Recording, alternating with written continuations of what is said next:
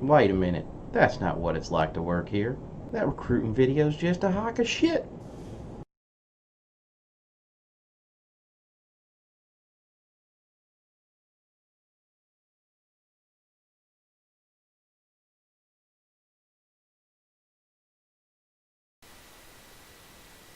What's up, people? What's going on? Half Biohazard here. I am just finishing setting up the stream for this morning. Unfortunately, I apologize, guys. I was running just a touch late. Um, so bear with me a little bit. There are a whole bunch of new things that I am not used to dealing with. I want to thank everybody because with the viewers and the viewership and the interaction that we had over the last week, it did tip the scale and you did help me become an affiliate with Twitch. So with that, guys, I want to give every single one of you a complete 100% thumbs up. I do need to disclose that at a certain point in time, though, in the stream, I am expecting a phone call from a potential employer. So during that time frame, I will go ahead and take a quick little break. Um, but I wanted to try out a new format. Along with the new affiliate status, I wanted to try out a little bit of a new format opportunity as well. So hopefully, we got a few people that are watching. I already see some numbers starting to click up here between the two different platforms. So um, what I want to do is I want to change the format to Monday where we do a quick roadmap review. Um, and before I jump into that, this is one of those rare times when we have something to really talk about beforehand. And it's this Cutlass Blue, okay? I know it was posted a couple of days ago, but there's a lot of folks that usually don't click through things. So, really quickly, I figured since this morning would be kind of an informative time frame, at the beginning of the stream before we jump in and do any type of gameplay, um, realistically, I want to go through and highlight this thing. I figured I would see it literally all over the place, and I haven't yet. And I'm kind of curious as to why. But I'll give you my personal thoughts. Not having flown the machine yet, I'll give you my personal thoughts. All right. This entire thing is basically designed as a law enforcement version. Okay.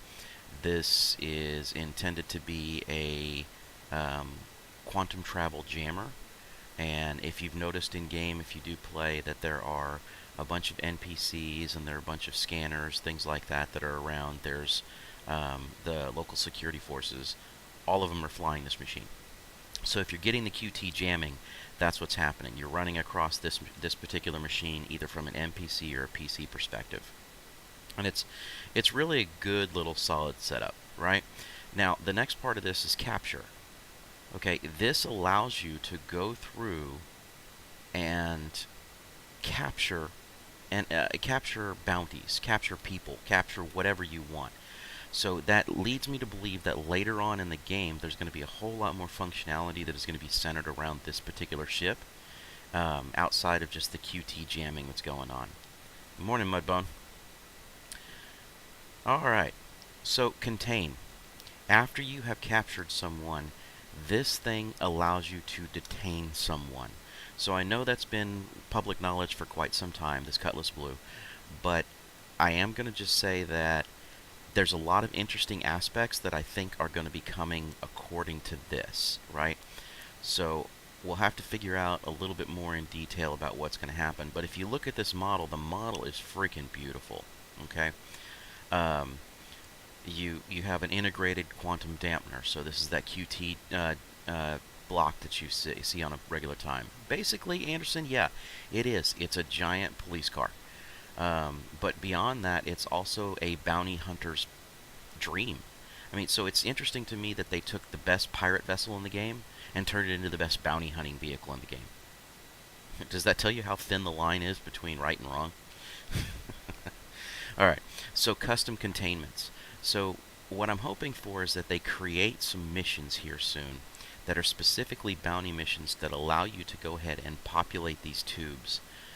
Similar to like what you see on the Caterpillar, the prisoner recovery mission, things like that. But beyond that, it leads me into a thing that says Okay, like right here, it's saying take the law into your own hands, right? You've got plenty of firepower.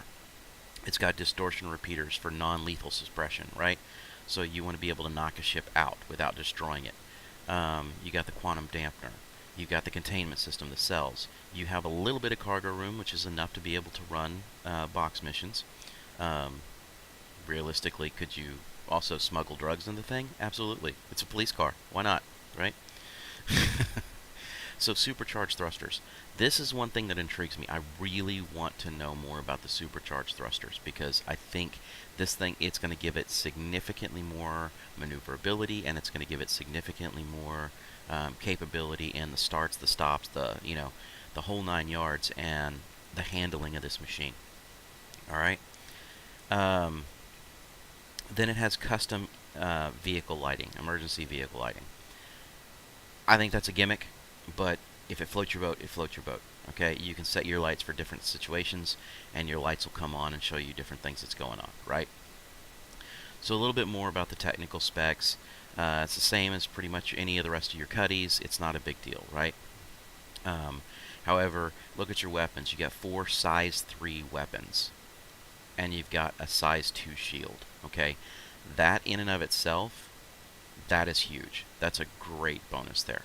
Okay, so we're going to hop back into our comlink here because I just wanted to give you a quick overview of the Cutlass Blue.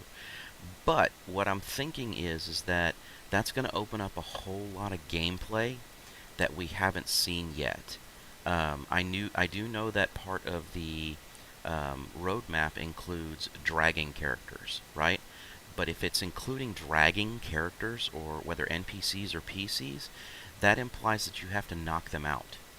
So I think you're going to see an increase in weaponry that is specifically geared towards like stunning and non-lethal means, so that you're not just having to run up and just try and bash somebody with fists until they pass out.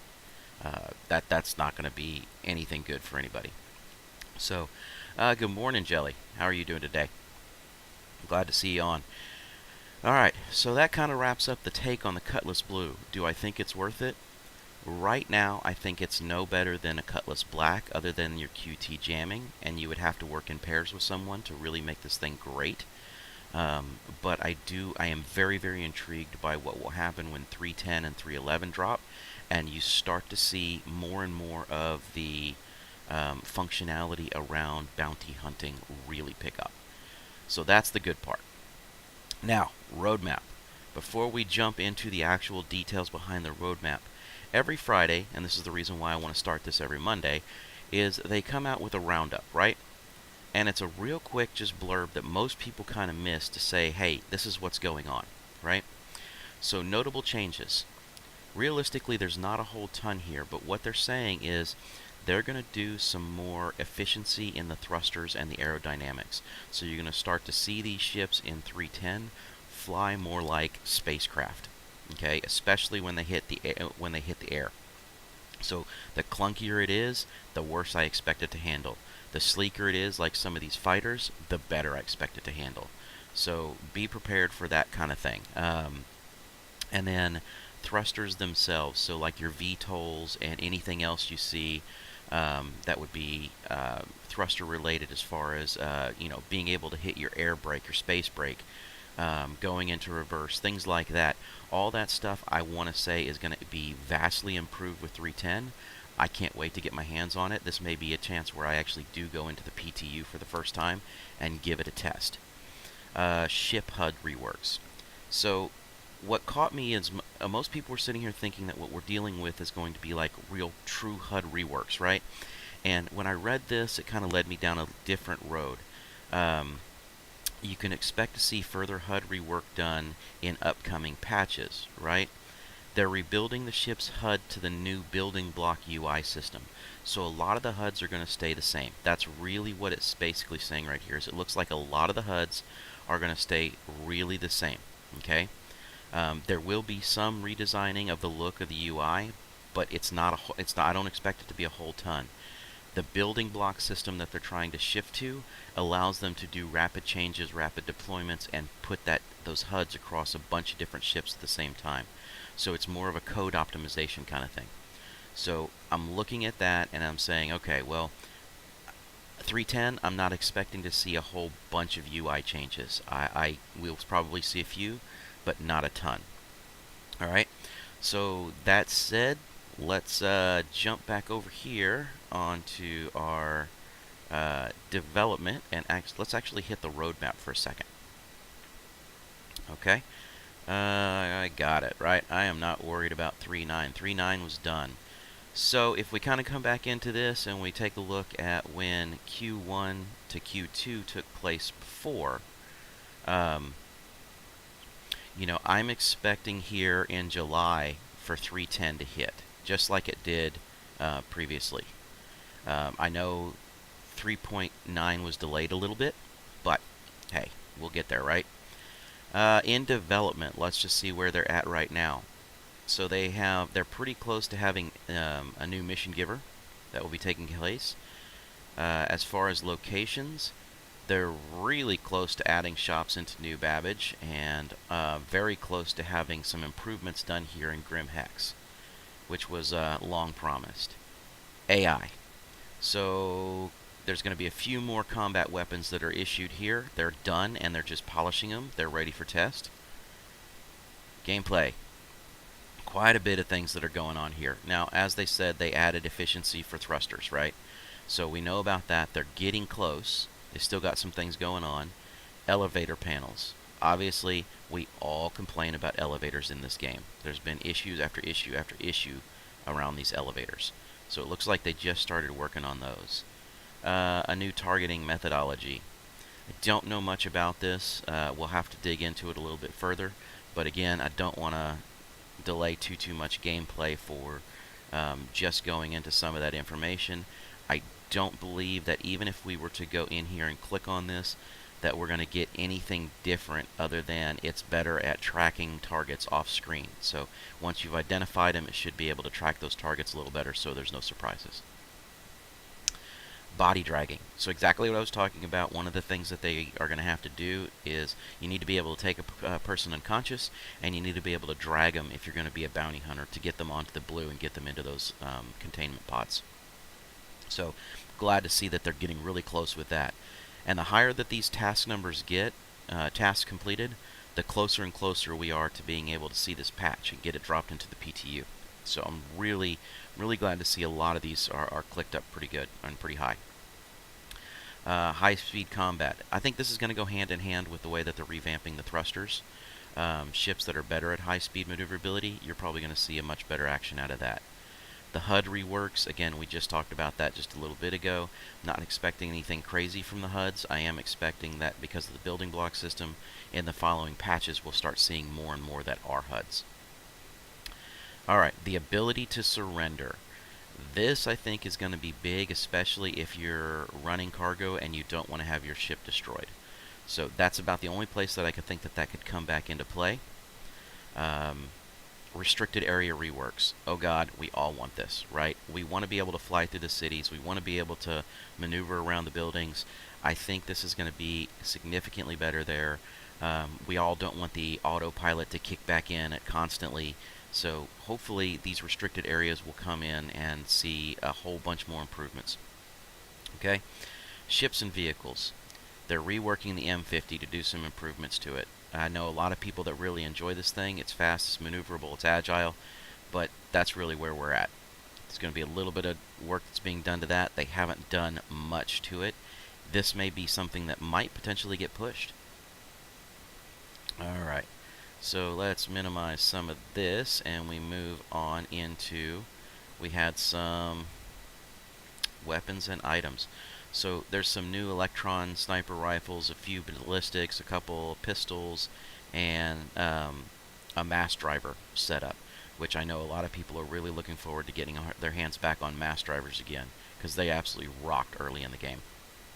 Alright, Core Tech, shaders. So I don't know about you guys, but the last few days I have been having some massive shader issues, and I'm glad that they're actually working on these. The shaders are now in polishing. However, they do have some height map improvements, so ground views, things like that. All that's going to be vastly improved here with 310, and hopefully as part of this whole shader improvement, some of the storms that you encounter, I've been seeing them as like 4-bit blocks going across the screen on occasion, and I have a pretty solid setup. So that to me is a issue. It really does take away from the game when you just got this black square that moves across the screen because it's wind, right? Um, so that's where we are at, and I fully expect this stuff to be hitting the PTU probably by mid-June, so that we can mid to late June, so that we can see a July launch. So that's my expectation. I don't have any further details as far as if that's confirmed or not. I am basing it entirely on an assumption based upon what they have previously done with their roadmap. So enough's enough about all that. I do want to say that we have a couple of really cool things here. Let's go to the pledge store that a lot of people ask for over and over and over again. And if I want to go into extras and standalone ships, right?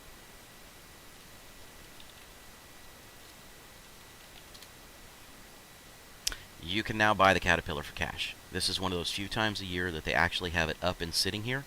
So I do want to make sure that I just say it. I'm not advocating anybody to run out and buy a $295 ship, but they do have it in stock. They do have it available, and if you've been pining over one of these and you've been waiting for months in order to be able to get your hands on it, they are there. You can actually purchase this right now. Okay? There are quite a bit of other ships that are out there. I did do a quick glance at game packages, and it appears that the game packages for the most part stayed the same, except for the fact they added a few of these war bonded packages that are existing out there. Pretty much the same ships are available for purchase at about the same prices. So there's not a whole lot of things that you can really do about it.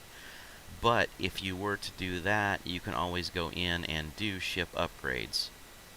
And again, I'm not going to go through and do tutorials here, but like you see, I have an account that just says I have the Prospector, and I can go through and I can select any of these ships. So if I wanted the Vulcan, I can go ahead and grab the Vulcan.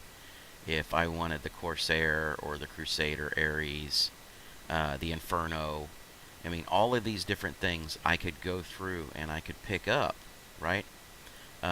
Like here's the Redeemer. I could pick up that gunship, the Vanguard. So all of these things I could change my system out to.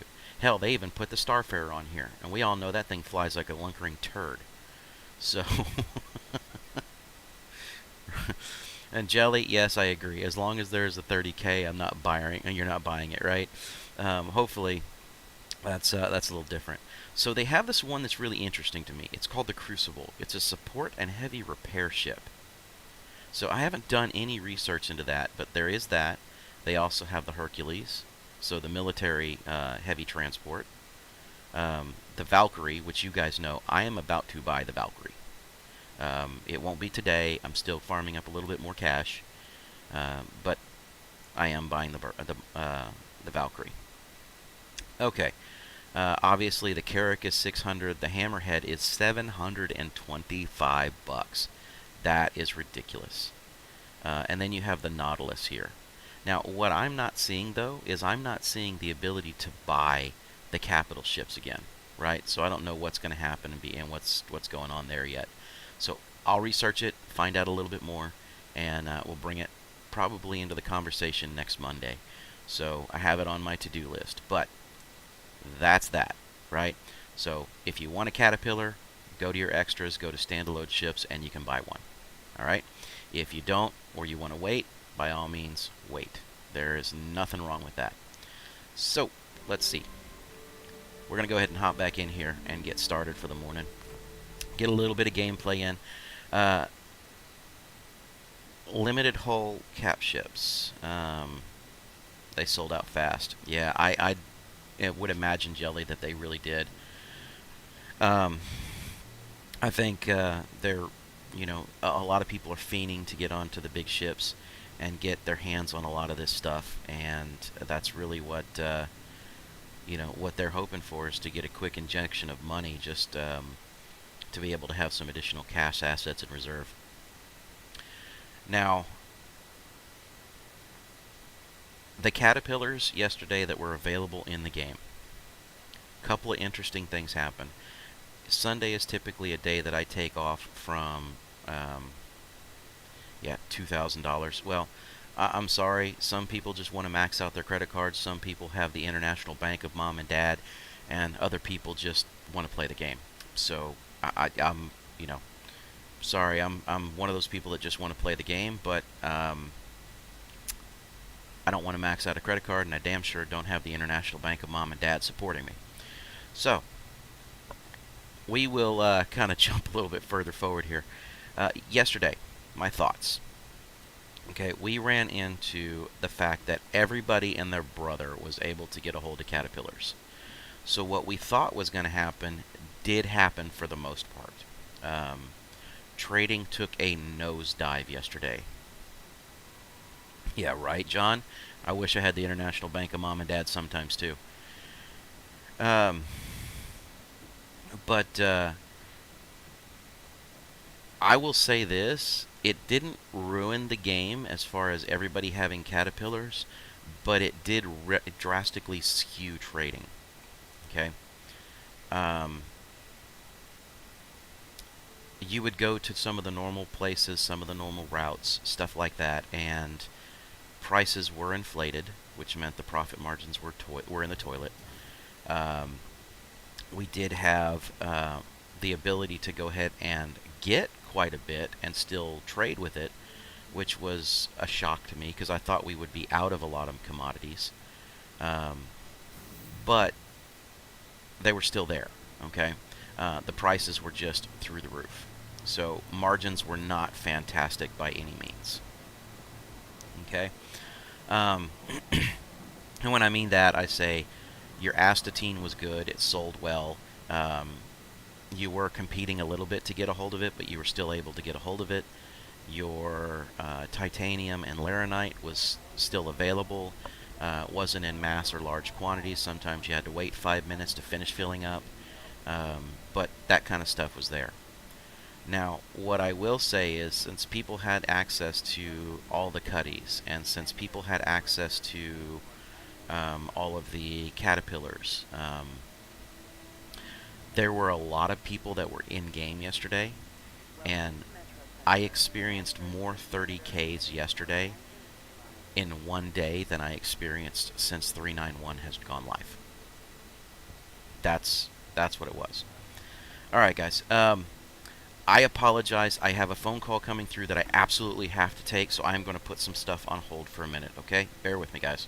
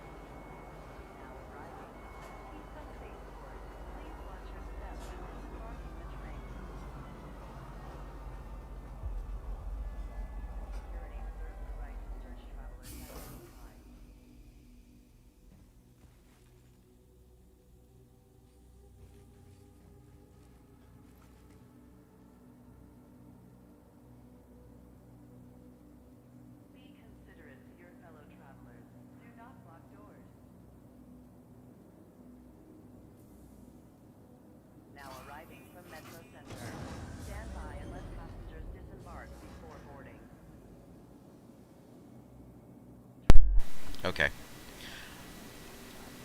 I'm off my game so far this morning. My brain is fried. That was a good phone call.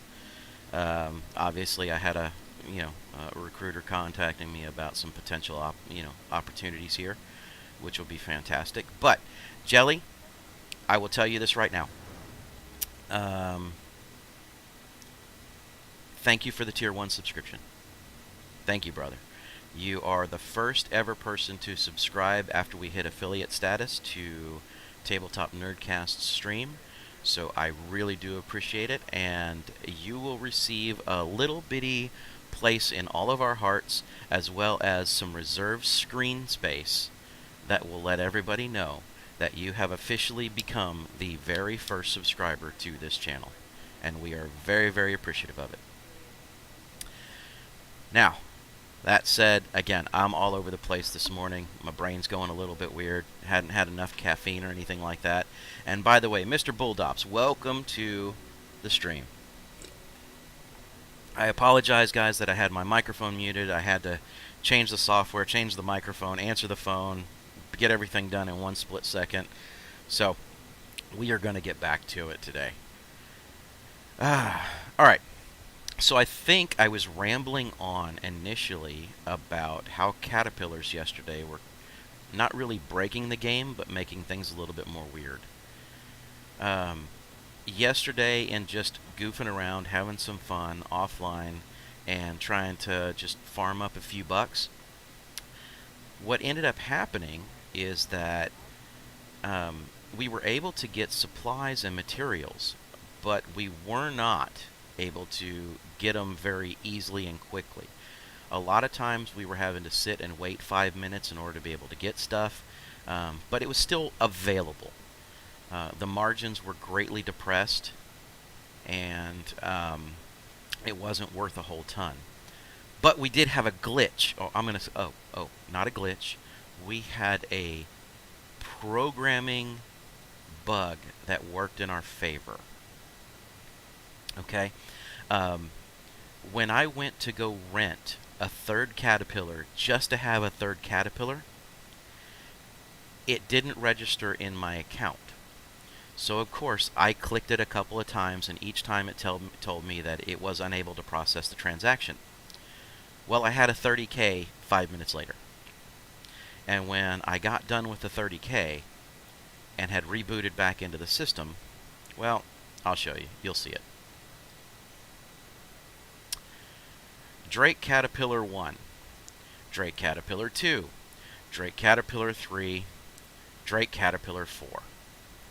So yesterday I had the availability for 4 freaking caterpillars. So now I've only got an hour left with these particular caterpillars, so there's nothing I'm really going to do with those. But it was just amazing. That little technique that I did on Friday, where I could fly a caterpillar over to a location, fill it up, bring it back, park it, grab the next one. I was able to do that with 4 of these bad boys. I only did it once, but it was a lot of fun in order to be able to do it, and it was pretty cool. So here's where we ended up yesterday. Let me back off from the terminal here. Here's where we ended up yesterday. 3.6 million. And for those of you that were around on Friday when we did the Cuddy giveaway, obviously I know Mr. Anderson was here, but when those of you that were around, once I made that purchase, I only had like 2.4, 2.3 left in the bank. So this is what happened after 1 or 2 full runs of just goofing around between Saturday, which you guys know Saturday we weren't trading. We were going out and about and just doing some shooting missions.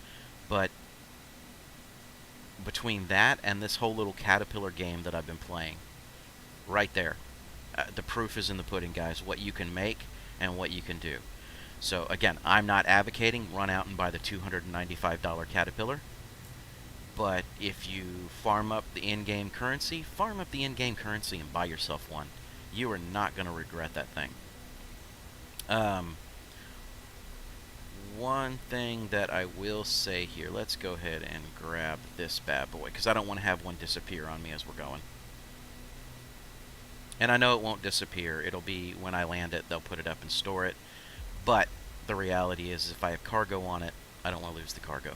I don't want to risk it in the game. Jelly, I think the whole ships are going to drastically affect things, but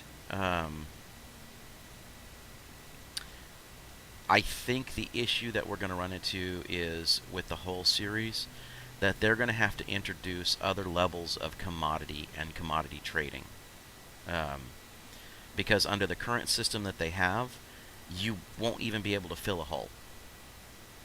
The amount of cargo that you would be able to get a hold of would be so insignificant compared to what you'd be able to fill some of those holes with. Either that, or it can't fill with any primary commodity. It can only fill with things like scrap. Okay? I didn't pay attention. Are we on 4 or 5? Well, we'll find out. But I'll be honest with you. When I get the opportunity and we've made enough money and funds that the channel can do that, then I will go ahead and probably purchase one of the whole series, because ultimately that's where I'm at in the game. That's the niche that I'm going for. I'm hoping to become the de facto, if you really want to say it, the de facto trade guy, right? I've been out on some of the major streamers' streams. Oh, the wind's blowing. We're going to be sliding here. I don't think I want to go crazy on getting the super large hull. I think I'd be happy with probably the C as my primary. So we got a lot of wind blowing here at Hurston, and the wind won't really affect us after we take off. It'll just be getting out of the hangar. But again, what I'm hoping for is to become that de facto guy that everybody comes to figure out how to do trades and what and what you can do with it. But having gone on to a bunch of the major streamers that are here, one of the things that every single one of them is sitting there doing and saying is that they struggle to make significant funds, right? And I'm at a point where on any given day, I could sit down, and as long as I'm not experiencing 30Ks, I can easily, with the techniques that I bring to the table, pop out 1 million AUEC every single time. So that's one of those things where it's a grind, but it is what it is, and that's what I'd love to be able to bring to the game and bring to the community, is show people how to be able to get through doing all that.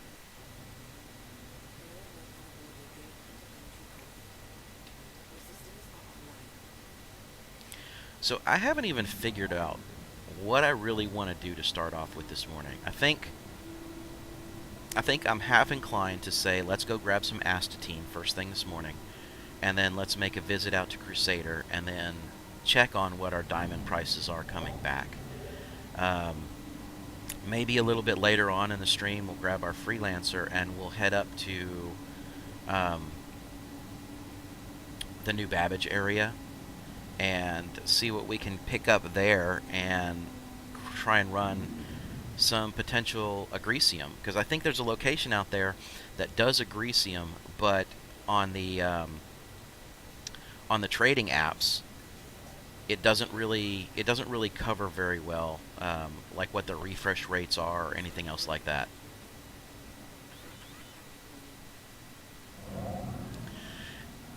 Now, Jelly, I appreciate that, and that's really because that's what the market that I was trying to go for is. I really want to focus on the trading aspect of it, because if and when things are fully stabilized, you're really in that position where this is one of the things that will earn you the most money in the game. Now, the argument can be made, and it has been made, that mining is going to be the least risk for the most money you can get, especially now that they've introduced Quantium. Whereas trading, you have to put the upfront cash in, so you always are sitting there at risk, right? Um, and I'll be happy to continue on with trading of all aspects. On my to-do list, I'm trying to put together a guide that says if you only have your freelancer, then these are the trade routes you need to run, and this is the money you can expect to make. This is what you need to start these trade routes. So kind of a little miniature guide about, if you have this classification ship, or if you have the middle tier, which would be like the Freelancer Max, or maybe the Constellations, or if you have something that's sitting even larger than that, where you're sitting in that next to large tier, which would be like your Carracks and your Starfarers. So putting together some step-by-step guides of how people can enter the game and start doing true trading with even the smallest of ships. So there's a little bit of a roadmap that people can have.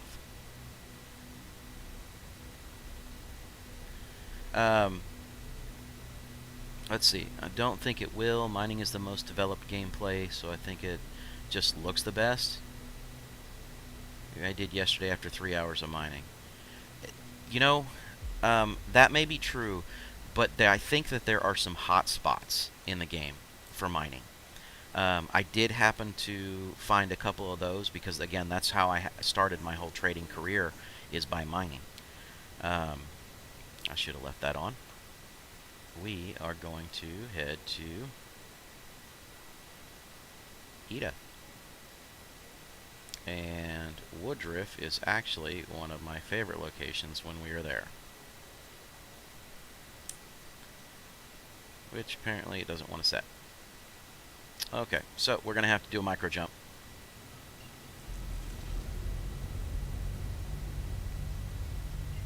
Doesn't matter where we jump to, just got to get a little bit of clarity here.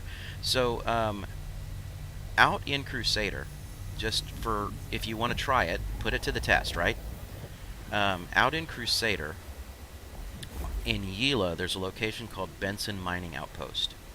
And when you first approach Benson, what I have found is that once you jump in and you drop out of Quantum, turn to your left. There's a mountain ridge that's over to that side. And if you head towards that mountain ridge and you start pinging as you're running parallel to the ridges, as opposed to going into the mountains or staying out in the way open, you tend to run into a lot better agresium deposits. And you can make a ton of money relatively quick with those agresium deposits. So usually, there we go, we're getting scanned.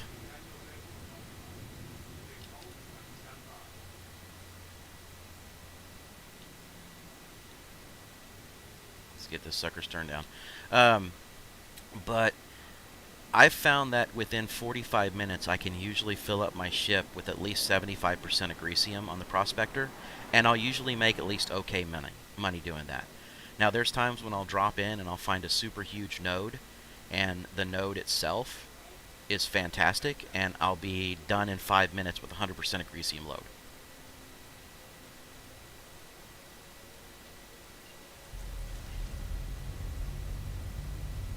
But unlike anywhere else that I've gone in the game, that is the one location that I personally felt, was the most consistent and consistently able to produce that type of quantity.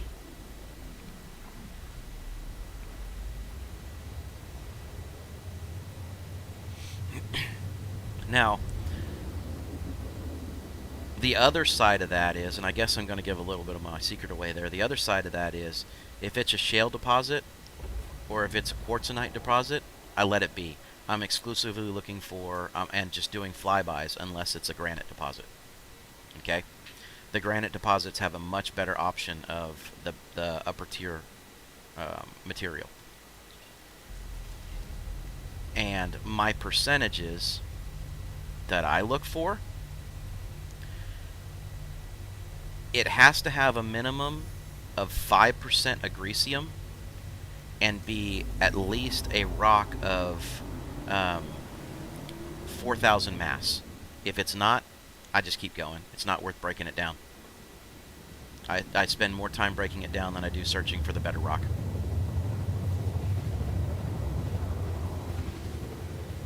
Now, the only other time that I will stop and do something that's outside of that is if I find a diamond or a titanium rock that has 20% mass or 20% concentration. If I find that, I'll mine that just to finish filling up. But I will never take anything from the final breakdown that's less than 100%.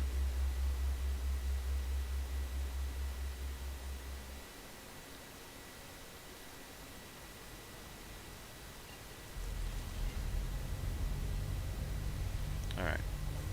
Besides agresium and quantium, and I agree on the percentage. Okay. Well, and that's the thing. Like, when I first started mining, I started going after things like 1%, 2% agresium, and then I'd end up realizing that I was putting so much garbage and inert materials into my ship that I wasn't making anything. I was making 20 or 30K, right? And that's fine if you're trying to go out for some quick runs just to get the Helix mining head. But once you've got that Helix mining head, if you change your mentality to I'm going to be picky as hell, you're going to make some money. It took me 2.5 weeks of casual gameplay to farm up the money to get a cat, and all I did was go out to Yela on Benson and do exactly what I'm telling you. So, I'd come back in with a 65 to 80K load every single time, play for about 2.5 hours a day, and then just, to 3 hours a day, and that was it. And that was all I had to do. Now, I will tell you, doing that day in and day out will get boring, which is the reason why you don't see me pull my prospector out very much anymore. It is a part of the game, and I will get back to pulling it out and having some fun with it on occasion, but I want to make sure that the people in the stream want to see it. I'm not going to just do it just to do it, because I understand that it is something that people find to be a little bit tedious and a little bit boring.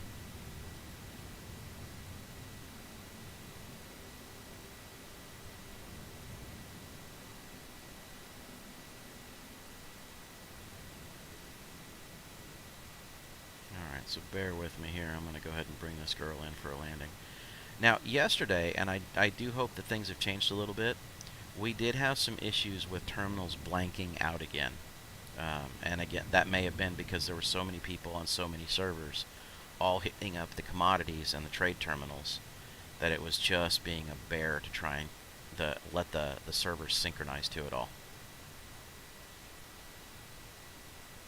And even my normal techniques of trying to repair that little situation didn't work out at all.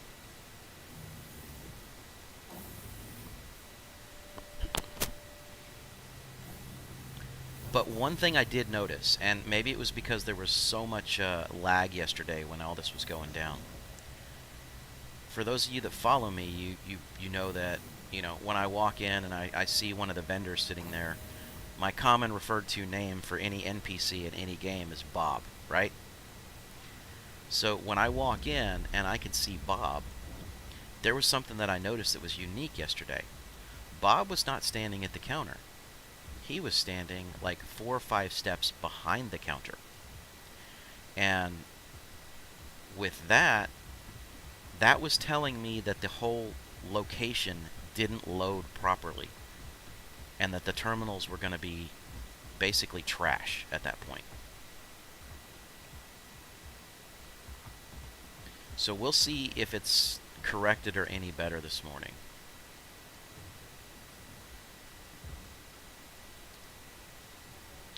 Bob moved.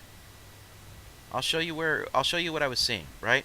Like, if you look at him right here, he's right up on the counter, right? What was happening is yesterday when it wasn't loading, he was back here by this dotted orange line, or slashed orange line back here. So I would have to go out, jump in the ship, get resynchronized back to my my comm channel for the ship, and then come back in, and then Bob would move from there to right here where he's standing. So anytime he was recessed further back, I would come over to the terminal, Yeah, thank you, Bob. Let's just go ahead and say goodbye. All right.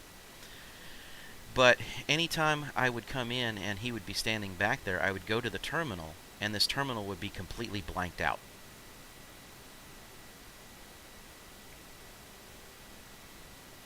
Okay? So, again, I don't know how well they're going to work this morning, but we'll find out.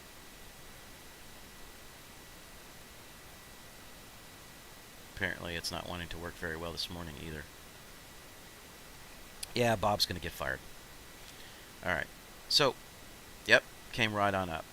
So with Astatine, and again, one of my favorite trades in the game. One of my favorite trades, and you can't do it all the time.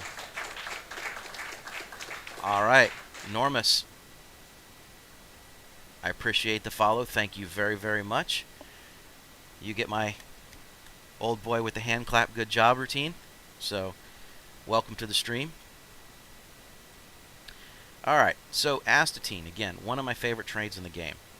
And the reason why is you can do this about every hour, hour and a half with the refresh rates. And between either Port Olisar or between Lorville, you can bring this right back over here, and it's worth 9 UEC to sell. So basically, you know, $1.25 for every share that you load up on a large ship is fantastic. But as you see right now, there's not a lot because people are still running Caterpillars at this point. Okay? So I'm going to go ahead and load it. I'm going to take what they have here, and then we're going to run over to Ryder, which is on the same planet, and bounce through and grab that.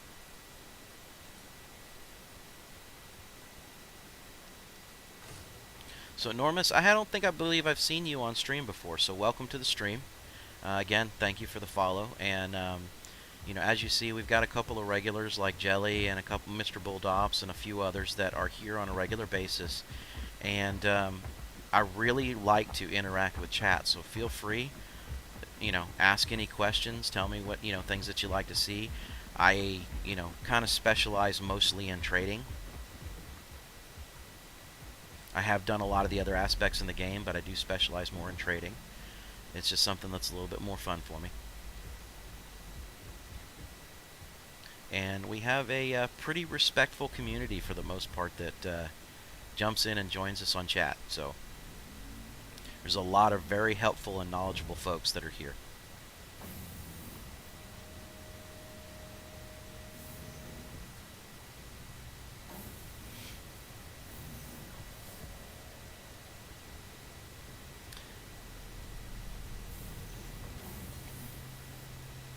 Now, Jelly, to our earlier conversation, I will say that with the Hull series, one of the things that really concerns me is I don't think it's going to be available to the average player. And what I mean by that is not only is the ship going to require significant investment, right? Okay, there we go. Our free lick was going a little nuts there. But not only is the ship going to require significant investment, but just even the capital to load it up with a basic commodity is still going to be in the millions. Like, I couldn't imagine even trying to load that up with diamond. That would be astronomical. Now, yesterday's little goof around test where I had the 4 caterpillars, and I did that little routine where I was legitimately sitting on about 2,200 SCU of cargo. The profit potential was insane.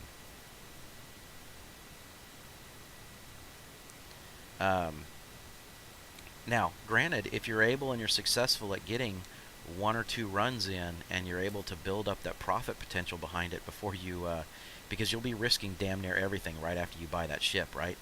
The profit potential would just be stupid insane.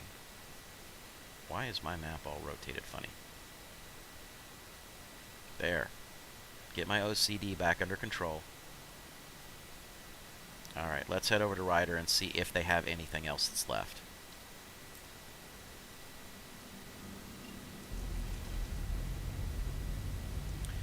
But yeah, I'm be the first one to tell you, dude. I am down for that ship, and I will find a way to get a hold of it.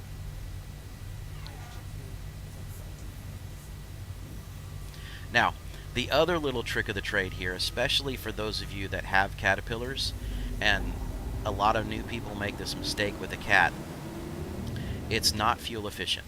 So don't try and run out and buy a better quantum drive. The few seconds it's going to save you makes it even less fuel efficient. But when you're flying this thing, the only thing you should ever do when you land is top off the quantum drive, the quantum fuel. That's it. Let this sucker damn near run dry of hydrogen. Hydrogen fuel is so expensive that it cuts your profit margins way down. Okay? Um, for example, I flew one yesterday that I had gotten down to about 10% fuel that was left on it. And when I landed, the cost to refuel was in excess of 11,000 credits. Okay? When the reality is, just run in, file a claim on the ship, pay 1,400 credits, and, wait 7 minutes. You're going to save yourself so much more money and so much more funds that way.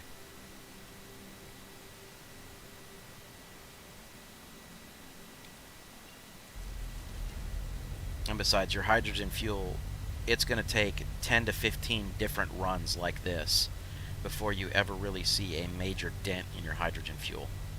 So, my opinion, it's not worth doing. If you're out to maximize the money that you're going to make off of this ship, even if you only have one, just do it that way.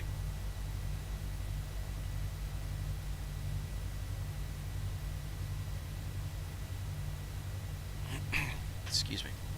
I need a drink. I'm going to be talking a lot this morning.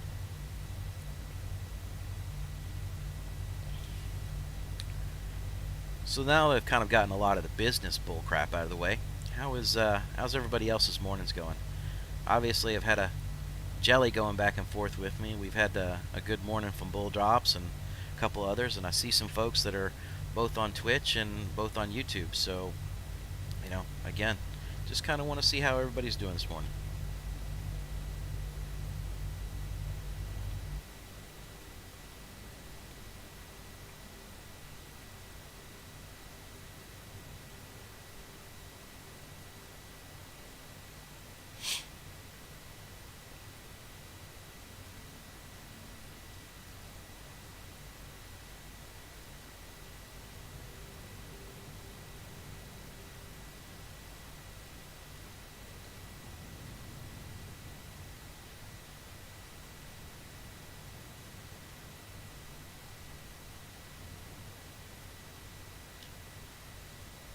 Oh, that one bounced a little hard. That's on me.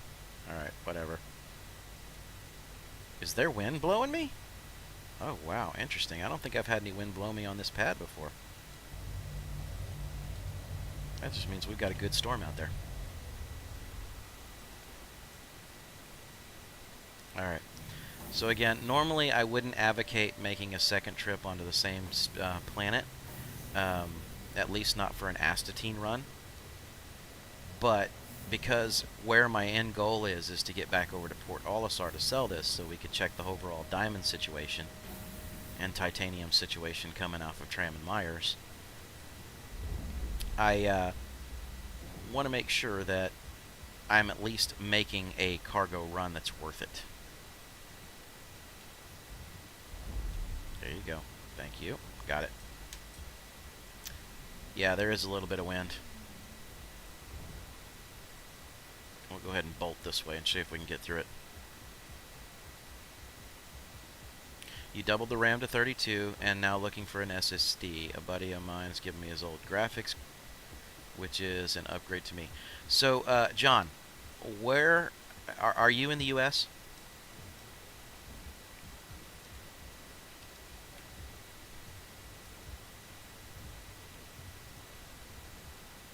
Okay, so you are in the U.S. Okay, I'm going to show you something here in a second, okay? Give me 2 seconds to finish filling this up.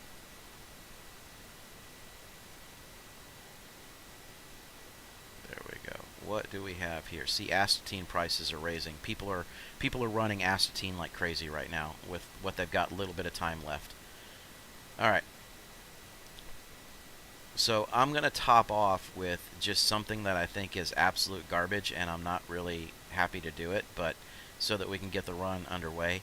If I was going back to Lorville, I'd grab Barrel because I can make about 30 extra cents as a difference. But I'm going to go ahead and take Hydrogen because I know I can sell that in full quantity over at Port Olisar. This trade is not going to be worth a ton of money.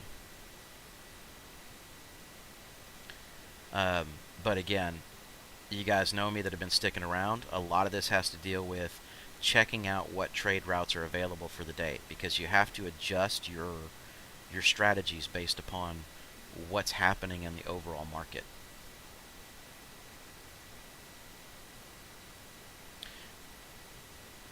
There are times when the good old faithful scrap run and diamond run are the premier way to make as much money as possible. Standard diamond and scrap, you can make on upwards of 100 to 112k round trip, which is about a 35 to 40 minute trip. Now, if other routes are available to you, you could make as much as, 2 to 300,000 per hour.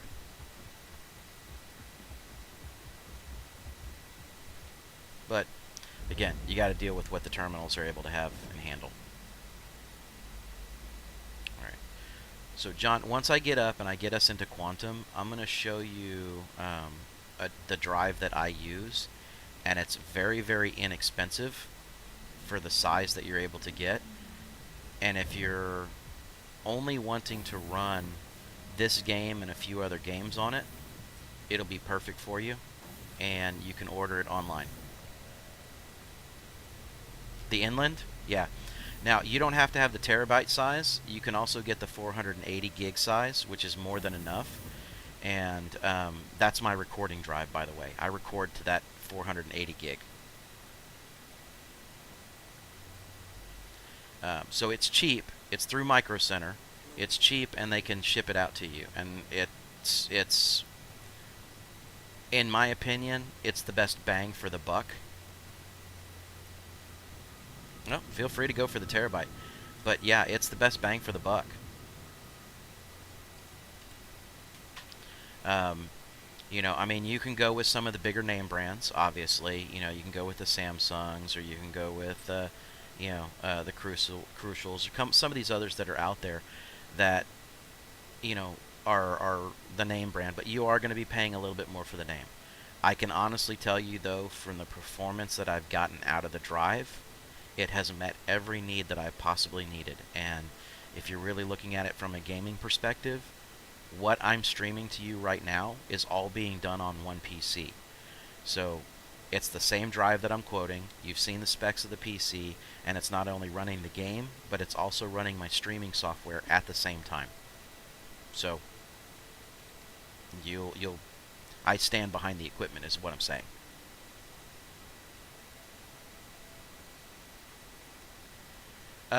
So, John, it wasn't difficult at all. I use a program, again, freeware, right? God, some of these people need to sponsor me or something. I use a freeware called Macrium Reflect. There are plenty of other softwares that are out there on the market, but I use a freeware called Macrium Reflect. And essentially what you do is when you first plug the hard drive into your system, you go through under your Windows and you do a quick format on it, making it a bootable hard drive. Okay? And once you've made it a bootable hard drive, that's, again, through standard Windows, the disk management section. At that point, you open up Macrium Reflect, and you take the drive that you currently have, and you tell it to clone to the new drive. Okay? And then you just tell it to start. It'll run a backup, and it'll do everything that it needs to do. It'll copy over all the sectors. It'll copy over all the partitions. It'll do everything that it needs to do. And at that point going forward, that SSD is an exact duplicate of, including your Windows, it is an exact duplicate and bootable drive of what you're currently running on. It takes about 15 minutes. If you have a decent PC setup, it's about 15 minutes. If you're transferring from an old standard drive and you've got a very large amount of data that's sitting there, it could take up to an hour and a half to do. But again, I do recommend it just because, one, it's free, doesn't cost you anything. Two, it's pretty easy to do, and there are a ton of videos that are out there on YouTube that will literally, even from Macrium Reflect, that will walk you through how to do it. So it's very difficult to mess the process up. So hopefully that'll help you a little bit. Now, one of the things that I would suggest that you do once you're done with that, and this is, again, years and years of my own screw-ups and issues trying to figure it out the hard way. Your old drive, once you're done with it, just leave it in the system, but unplug the SATA and the power to it. Because if you ever, for any reason, ever have a crash on your system, and that hard drive goes out, the new SSD, just plug the line in over on the original hard drive and fire your system back up. Because it's the same Windows key, it's the same hardware, it's the same whole 9 yards, the system will fire right back up for you, and you'll at least be up and running in a standard PC environment. Okay? So that's just kind of word to the wise. A lot of people will take that second drive and they'll format it and they'll turn it into a, an extra data storage location. But the reality is that I would rather hedge my bet and have a PC that I can immediately bring back to life than have an old drive still running as a data storage element. But again, just me.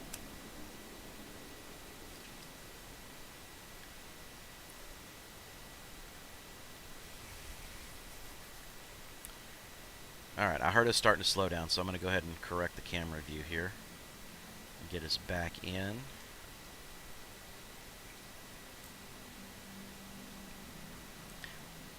And I apologize, guys. I am so used to hitting my F1 key for a lot of other things that, for whatever reason, instead of coming out of the third-person view, which I don't even know why I'm doing that. I got my voice attack turned on.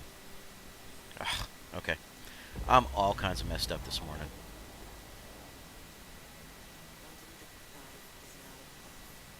Anybody else need more caffeine?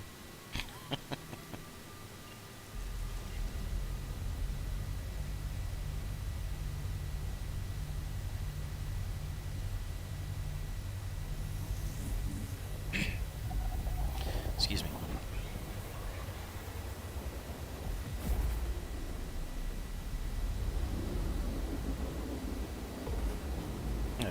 Second pot of coffee. Well, so the sad fact is, full disclosure, I don't drink coffee. I have to have my caffeine in the form of tea or, sodas, and I've been trying to cut sodas out of my diet lately. Alright, so I see a couple of big ships already isolated on some of the large pads, which again, I'm wondering if what we've got is a lot of caterpillars that are still trying to finish up what they have left time-wise. Enter third-person view. Landing gear.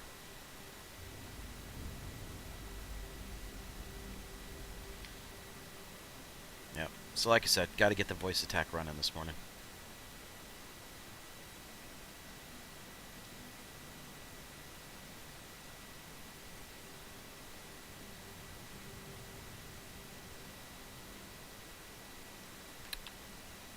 Let's go ahead and give ourselves a... Oh, I didn't want to turn, but I turned. Okay, whatever. We're turning hard.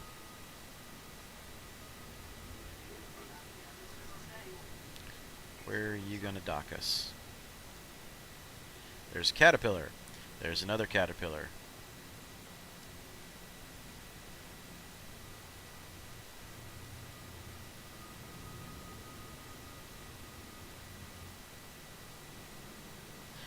And another caterpillar. That one should be open. Why are we not getting our landing zone? That's why. Because a Starfarer already had it.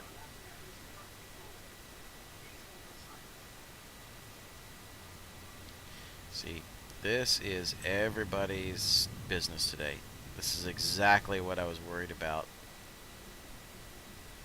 going on here. Which means Tram and Myers is probably absolutely getting pummeled right now.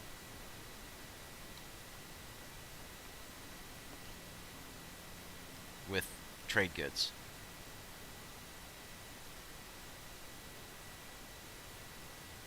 I mean, that's not a sight that you see here at Port Olisar very often. Caterpillars on every deck, a Starfarer sitting over there. You know, the fact of the matter is that you have, you know, you're now starting to back up who can land and when they can land.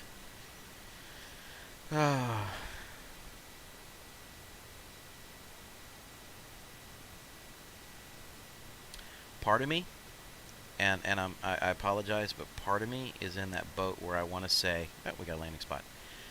Part of me is in that position where what I want to say is I can't wait for Free Flight Week to be over, and I damn sure can't wait for another few more hours to make sure that there's no more crap ton of caterpillars running around the verse. They have made life challenging.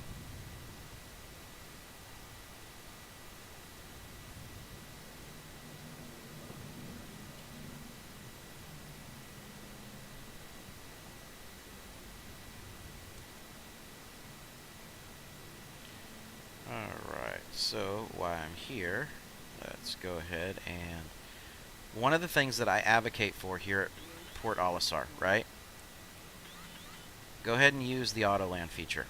Most people will not do it, but go ahead and use the auto lands feature, especially after making a very long cross-system jump, because you're more likely to be able to get into a position where it will allow you to do fuel. So I'm just going to repair and I'm going to quantum, but ignore the hydrogen. And in recent patching, one of my favorite things that they've done is after you start it and you get up and start to walk away, this sucker will keep fueling, which is great. Wasn't doing that before.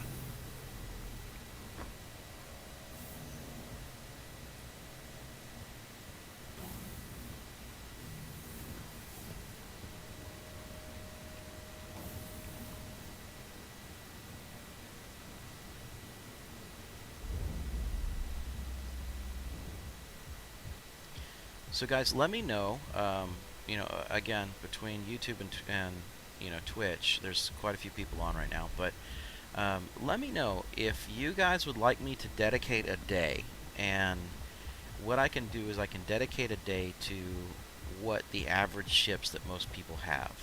Like, I could take a day and just do trading with nothing but the Freelancer,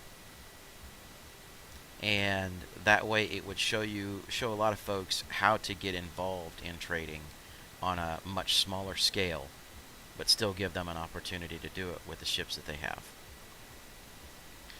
You know, as you know, my default, you see me, I'm gonna yank the Caterpillar out every damn time just because of the sheer amount of quantity I can put onto it.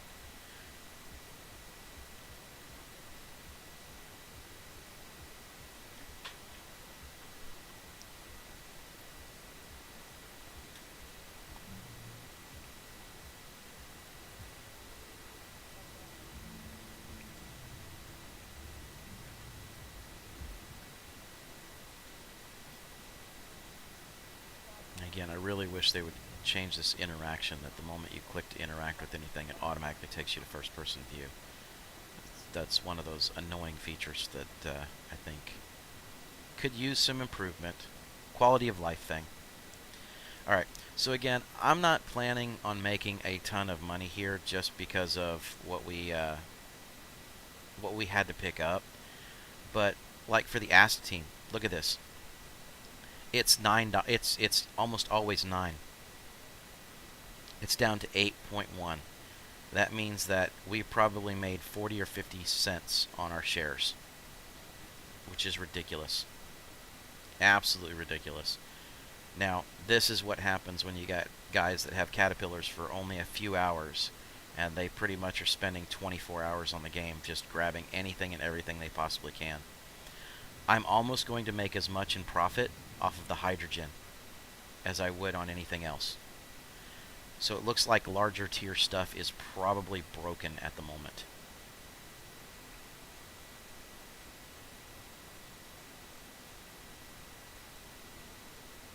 Because, yeah, right here, we made, in a full caterpillar load, we made somewhere around 13K profit. That is by far absolute garbage. Absolute garbage.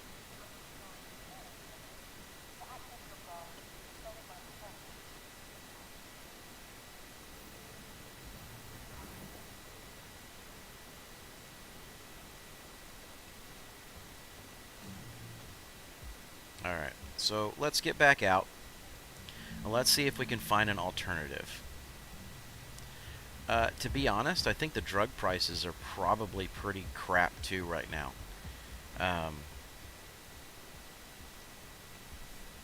We have a few more things to check, and we're going to check it on this run. Okay? One is going to be the diamond price, and one's going to be the titanium price. Those astatine, diamond, and titanium are the three primary commodities that most traders would want to go after.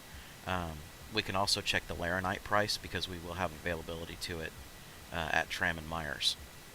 As long as there's at least one SCU there, we can figure out what our margins are to see what we need to do. So, in approximately 2 runs every single morning, you can figure out a very good strategy of what you need to go after.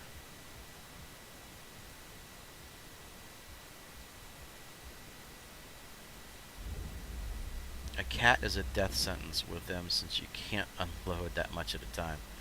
Yeah, for drugs, absolutely.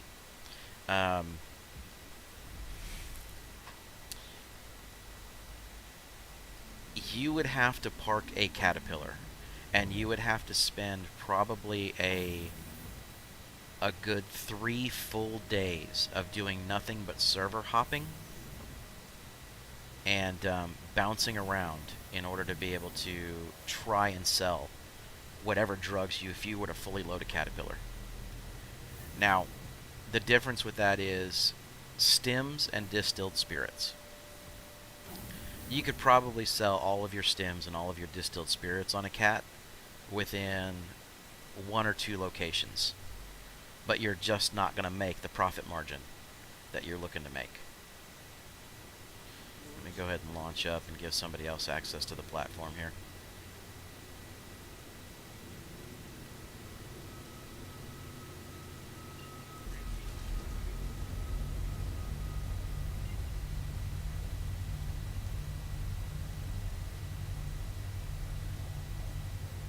So the next leg of what we're checking this morning to see how well trading is going to work today is, again, Sealand. We're heading to Tram and Myers, the old pirate hotspot. For those of you that have always felt like it's really risky, it used to be in the past. It's no longer all that risky because the prison system seems to be doing its job. You don't just have a bunch of murder hobos running around that all they want to do is just engage anything that they can see that looks like a freighter because it's easier to kill. However, little do they know, one of my favorite things when they're in a small ship like this, or when they're in a small ship, is to take the caterpillar. Oh, Tram and Myers is hiding on me today. Normal locations. I must have approached from a completely different angle. Alright. But one of my favorite things to do is to take this sucker, full throttle it, and just basically look like I'm going to engage them and try and ram them. I have no shame in that game. My shields and my ship are so significantly much larger than they are that you can pretty much either damn near destroy them or you will cripple them to a point of which they can't engage you. They can't follow you. So, it's a fun little technique that you can play around with.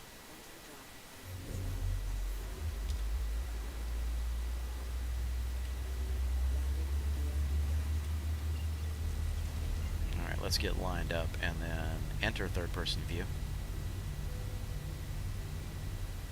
Oh, voice attack. Why aren't you listening to me? Enter third-person view. There we are.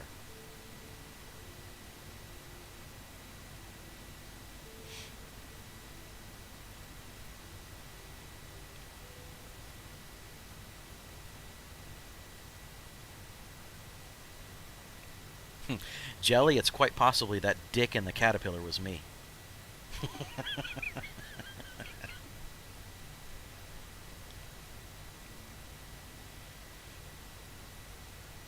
But yeah, I mean, it's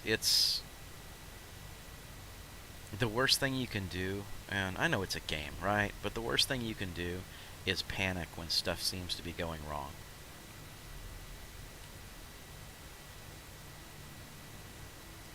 Because if you just take a few seconds and calm down and realize what you have compared to what they have, their best offense is firing missiles at you. But they have to be within a certain range to make that happen. So, by that point, you've already closed the gap so quickly with them that it's almost impossible for them to launch those missiles off.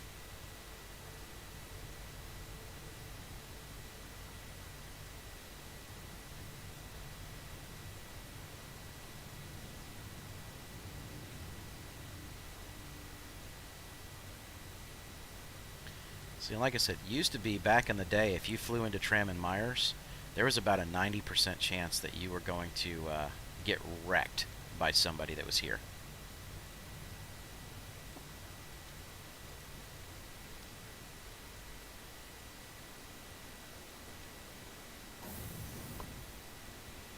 Alright, and also, one of the other things that I will tell you in doing these large trades that I've found from a server synchronization issue, the slower you go to get off of your ship, the better it is. The location has more time for everything to load up and load up right.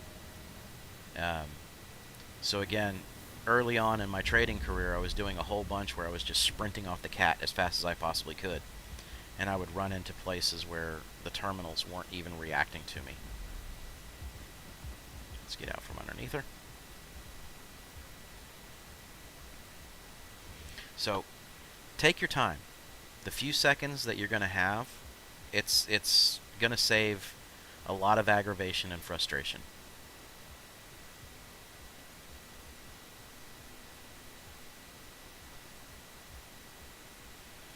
Let's see. That would be me sitting at Tram. Best place to find combat before prison, right? But now it's annoying that you have to actually either break out of prison and then go get rid of your crime stat, or that you have to sit there and mine in order to be able to serve your term. You know, all that stuff. It's good and it's immersive, but it's annoying. And it really did a lot to cut down a lot of people who would just sit there and just wait for a ship to just do nothing, right? And then one of my favorite statements of all time. I had turned my shields off on my ship when I had landed, and I had a dude come in. Alright, so here's what I'm going to tell you. Titanium prices are way inflated. Okay, so I'm going to grab what I can, just for right now.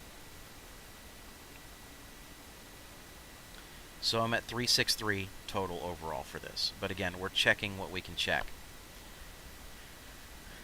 I'm also going to grab what little Laranite they have, so I can check its prices, because the Laranite here doesn't seem to be too inflated. And then I'm going to load up the rest of the way with Diamond. And what I saw from the Diamond price, that 585, is standard price. I just need to see if they have the quantity to support. Which they do, which is great. Fantastic. So right now it looks like potentially Diamond is going to be our bread and butter for the day.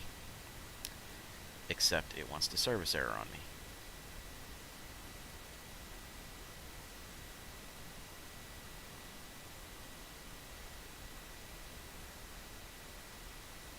Alright, so getting back to that little anecdote, that story. I had forgot to turn on my shields. I had left them off when I had landed, right? And some dude flew up And what he had done is he just started sitting there with this little bitty light fighter and just started shooting the crap slowly and steadily out of my Caterpillar. And by the time I had got it, and I didn't realize it was happening because I was loading at the time, I finally get to where I see him shooting, and I'm like, okay, crud, let me sprint. And I sprinted to get in there so I could get the shields turned on and get everything loaded up. And no more did I sit down in the captain's chair in the pilot seat and start to turn things on. The shit blew up on me. And the only thing that he could do, and I wasn't mad per se. I mean, granted, yeah, I lost like 300k. Okay? But the only thing that he could do is sit there and he was talking trash in chat. And Chad was around at the time. And he came back. And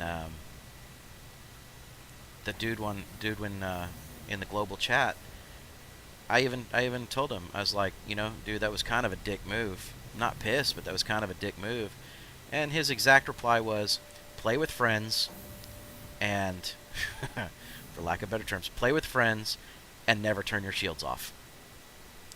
Two best pieces of advice I've ever gotten in my entire time in this game.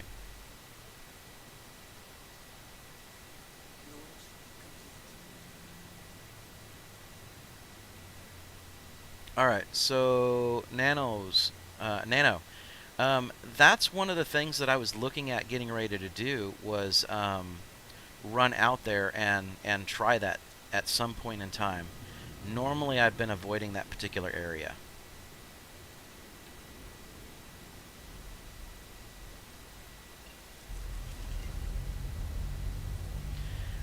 But yes, I do want to go out there and check out what they have. I just don't know what the quantities of the refresh rates are that's sitting out there, Nano.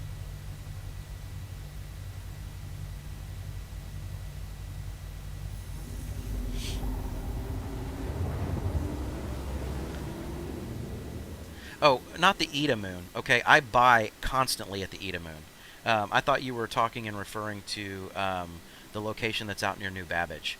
There's a location that's out in New Babbage that also sells astatine, but there's no information on what its refresh rates are.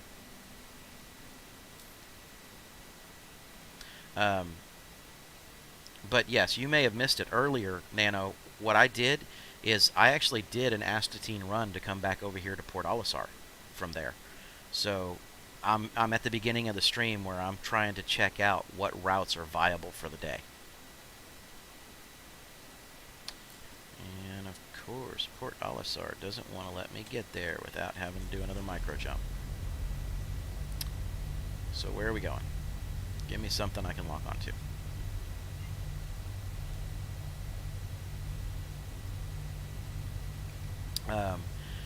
Now, Nano, if you actually catch it properly, and the prices are not inflated like they are right now, one of the things that you can do in that that particular astatine run, it's actually worth about 112 to 113k.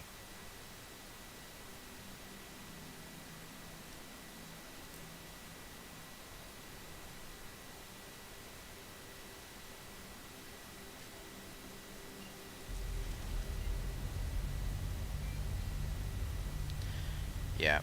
So it looks like you're kind of new to the channel, dude, and that's awesome. I appreciate you being here. Normally, like I said, every morning, one of the first things I do is check out the primary routes to see what's really good and what's really hopping for the day. Like right now, we're about to... Why am I going to Port Olisar? Screw Port Olisar. I'm going to Lorville. That's really what I wanted to check at this point. We should be able to get over to Hurston here in a few minutes. Because I want to check what the diamond and titanium and the laranite sales are going to look like very quickly.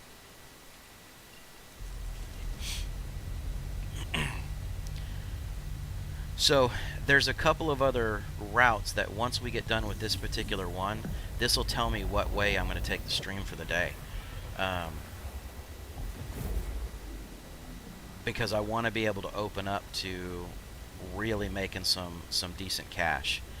The astatine rate, and Nano, what you missed earlier is that the astatine rate in and of itself this morning, the buy rate was really high and the sell rate was like 8.1, so it wasn't even at the 9. Um,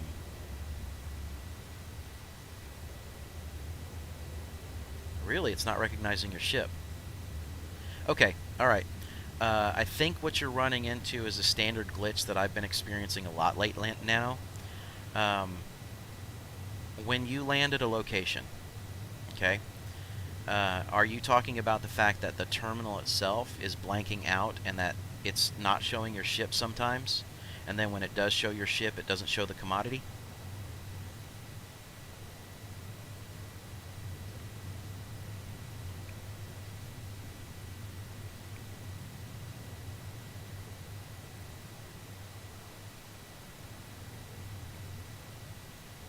Kind of give you a chance to check, yeah, kind of be able to respond to that one. It doesn't show your ship, not at all. Okay. Um,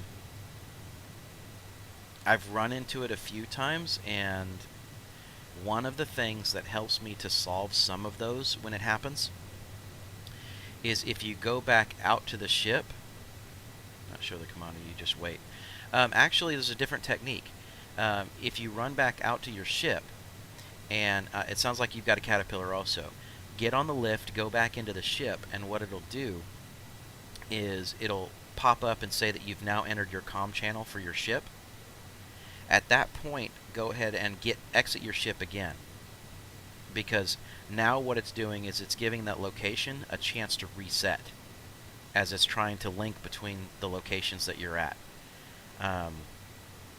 So I've had a lot of luck with being able to do that, where it kind of resynchronizes what's happening at the location.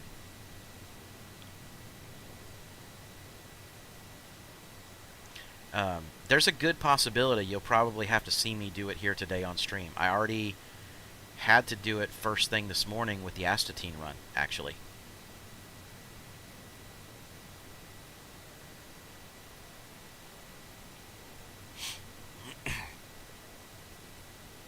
Oh, you know what? I hate that view. I like that one better. So anyway, depending on how inflated the prices are, like I said, we've got some titanium on board, we've got some laranite, and we've got some diamond, right? If the diamond prices aren't crazy recessed on the sales side, then diamond becomes what we're running today. If everything across the board is absolute garbage, then I'm going to go back to one of those good old faithful low risk, low reward, make about 50K a round trip, and takes about 15 to 20 minutes to do it. And that would be my processed food and scrap runs. So you just have to adjust to whatever's available to you at the time. One of the other things that we have the possibility of doing this morning, like I said, and I do want to check it out, so maybe that's what we'll do, is we'll go ahead and pull up Galag, and then we'll head up over to the New Babbage area and see on the moons what the refresh rates and things like that look like up there. So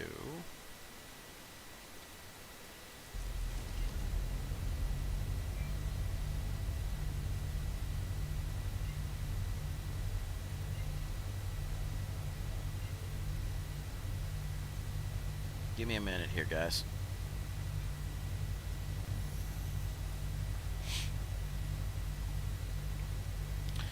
Alright, somebody is trying to get a hold of me like it's nobody's business. Keep blowing up my phone.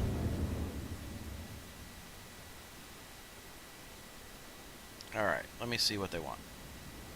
Oh, it's about my daughter's dental appointment tomorrow. It's all good.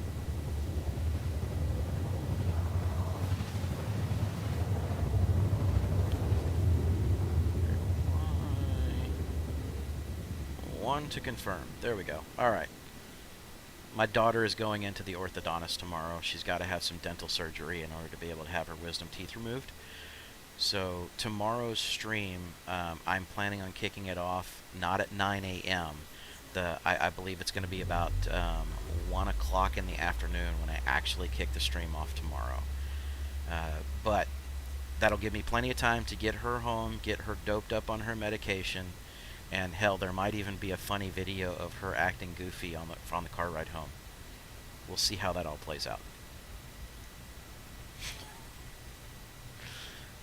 Yes, I'm that kind of dad. We all gotta have fun. We all gotta have a laugh, right? So the funny thing is like I said, I'll get her here. I'll get her, with her medicine, get her laying down. She's gonna have all 4 done, so she's just gonna be sore and tired and probably want to sleep it off.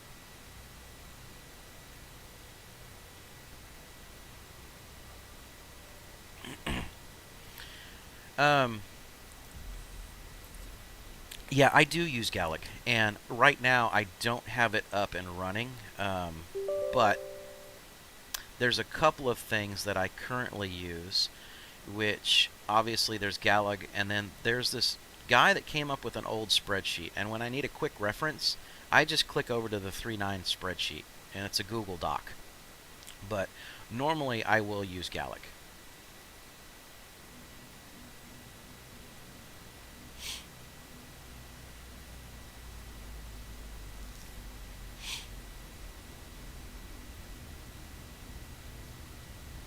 Now, Nano, I'm going to ask you a question. Do you have more than one caterpillar?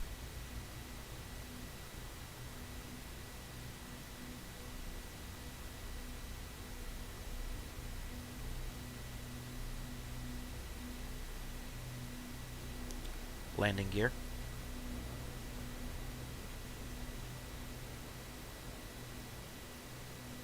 Okay. Alright. So here's where everybody else in stream gets to chime in and tell you that I'm just going to be a smartass here when I say it. You are part of my problem today, sir. Everybody and their brother has a caterpillar. I'm just messing with you, brother. The Andromeda. I love that machine. That thing is a absolute beautiful machine. I know there's some flight issues with it and a few little details here that it can be kind of quirky, but that is an absolutely fantastic machine.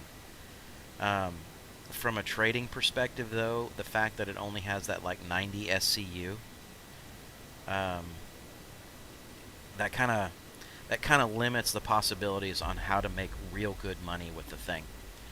I lump it into the classifications like I would lump it with a Freelancer Max. Your best bet is going to be titanium and laranite all day long. It's a lot of money and it's a lot of risk, but that's the only way you're going to make enough bulk profit to really make it worth it. Astatine is good when the prices are not inflated.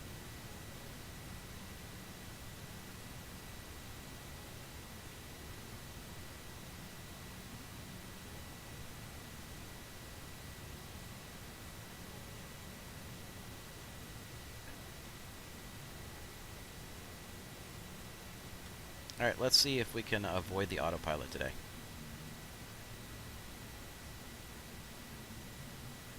He is not my friend.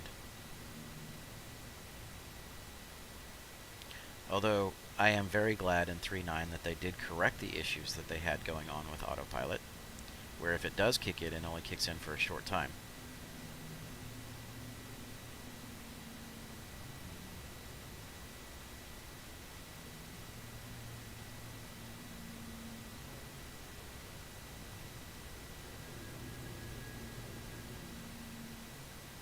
Yes, I know, there's restricted areas all around me. Shut up, I don't care.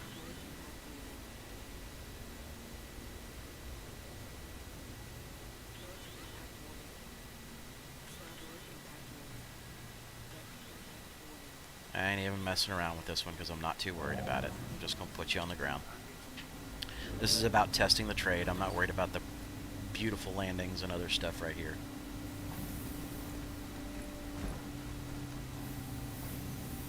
War Medic, welcome to the stream. I don't remember seeing you on. I think I've seen a name similar to that a couple of times, so I'm not 100% sure because you don't really interact a whole ton with us, but I agree, man. It's not... again, my foray in the game is really trading, and that's kind of what I want the stream to be centered around with. Saturdays is my goof around day where I usually get on with a couple of people and we'll run around and go do other types of missions and other types of stuff. But today, especially, and yesterday, because the leap over that we had, or the bleed over that we had with everybody having Starfarers and everybody having Caterpillars at their hands, it does make it very, very difficult because the global servers that are running the trade commodity prices, they're just getting pounded. They're just getting pounded.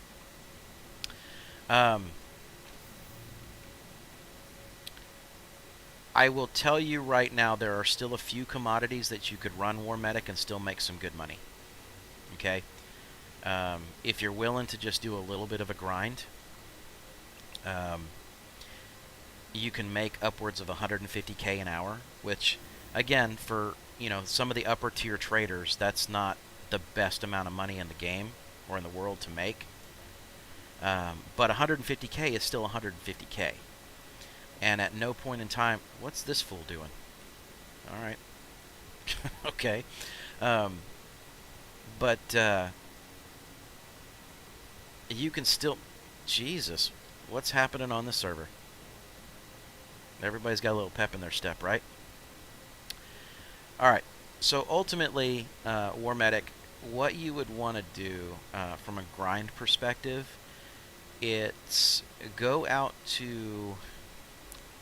And it's a very simple run. Go out to Bountiful Harvest and on Delmar. I'm sorry, Daymar. Go out to Bountiful Harvest on Daymar and pick up about 120 SCU of distilled spirits. Fill the rest of your Caterpillar up with processed food.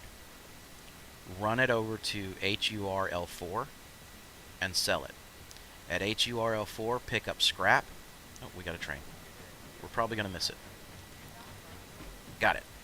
Alright, so pick up scrap. This I don't like.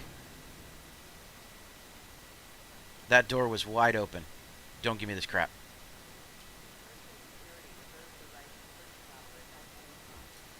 $30K. At least we're on the ground. Okay. Alright, so anyway, let me finish up that thought process as we're loading back in. Once you pick up the scrap there, run it back to Port Olisar and sell it.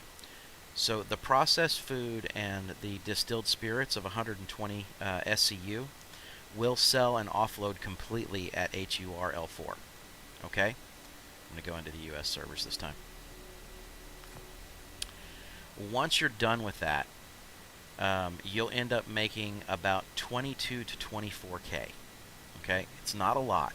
This is about the round trip. But then the scrap run back into Port Olisar, you'll net about another 28K. So your full round trip will give you 50K, and even in all of the having to land and unload and do everything else like that,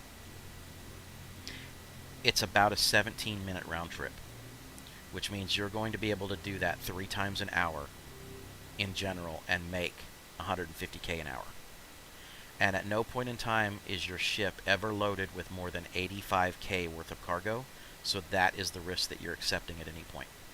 So even if you have a 30K loss, it doesn't matter. It's a drop in the bucket compared to what you have the capability of making overall. It's not like when you're running Laranite and you have a 1.7 million investment sitting on your Caterpillar. That stuff is a little rough when you lose that.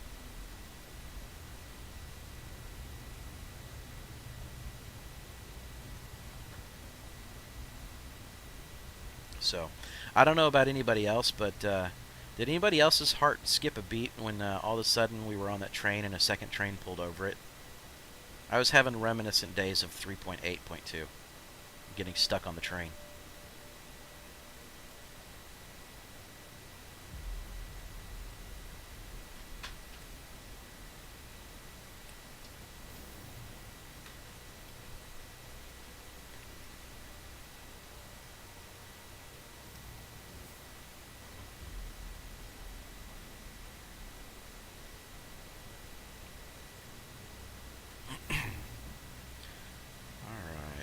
Now, I'm going to go ahead and do some running here. I want to, not crouching, running please.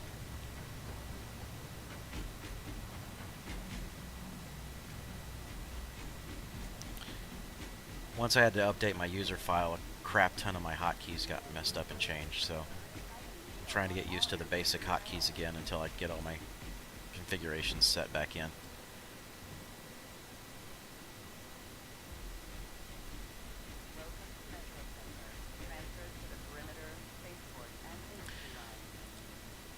So basically, as of right now, once we get to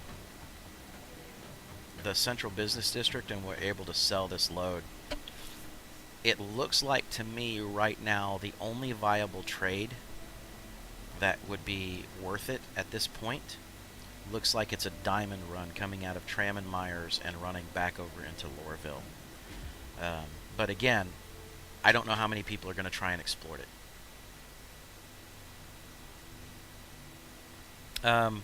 I've done a Laranite, full disclosure, War, I have done a Laranite run one time as a challenge to myself, and it was successful. But I kid you not, the entire time that I'm sitting out there trying to load the Laranite up and fill the Caterpillar, I was beside myself. I was a little nervous. Anxiety kept building the longer that it would take, and every 5 minutes when I would step back up to the terminal, and I'm sitting there and it's like, well, this time it only filled up by 60, not the 90 or whatever else. I was like, oh my god. And it would continuously scare the crud out of me because of how much money I was investing into that one run. And it's just so much easier, War Medic, to do this. If you go out to, Aerial, and because that's where most people try and load up on Laranite, right? If you go out to Aerial and you go to Besdick or Latham, then what you want to do is just grab what you can, fly into Besdick first, grab what you can Laranite-wise, lift off, head over to Latham, and then fill up with Laranite at Latham, and top off the rest of your cargo with titanium. Immediately get going, because you're not wasting time. Immediately get going and bring that back over here to Lorville. You're going to make between 90 and 100K on average doing that little technique. And you're never waiting on titanium. Or, you're never waiting on Laranite. Because if it's not there, it's not there. You're just doing a titanium run. The Laranite is a buffer. Just adds a little icing to the trade. But even that said, you're still looking at what could be a 400,000 credit investment that you're risking. So that's the challenge that a lot of people have, is they get to that point and they're like, I'm a little scared to make that happen.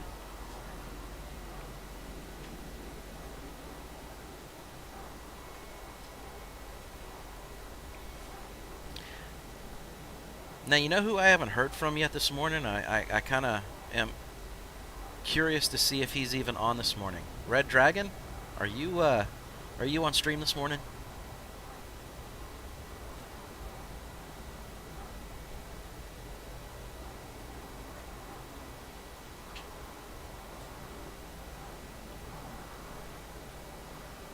Hopefully he's listening. Red Dragon's one of our regulars. He's been around since probably about a week after I started trying to do my streams and bring this up.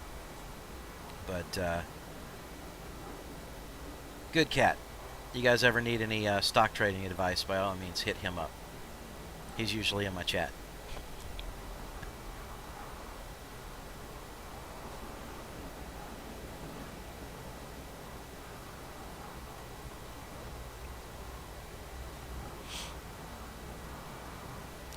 Alright, so, and again, for those of you that are new to the stream, Friday we officially made affiliate status.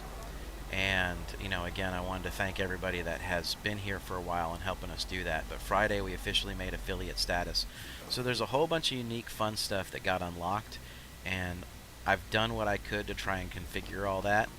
So bear with me a little bit if things are a little bit strange or a little bit odd. as I see them and come across them in our stream, I will fix them. And what caused me to say that is I was looking over to check the status.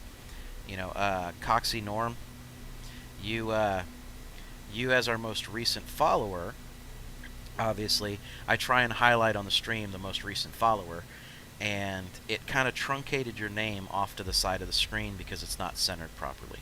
So next time I have the stream up and running, I'm going to kind of relocate that and fix that a little bit so that longer names like yours will show up a little bit better.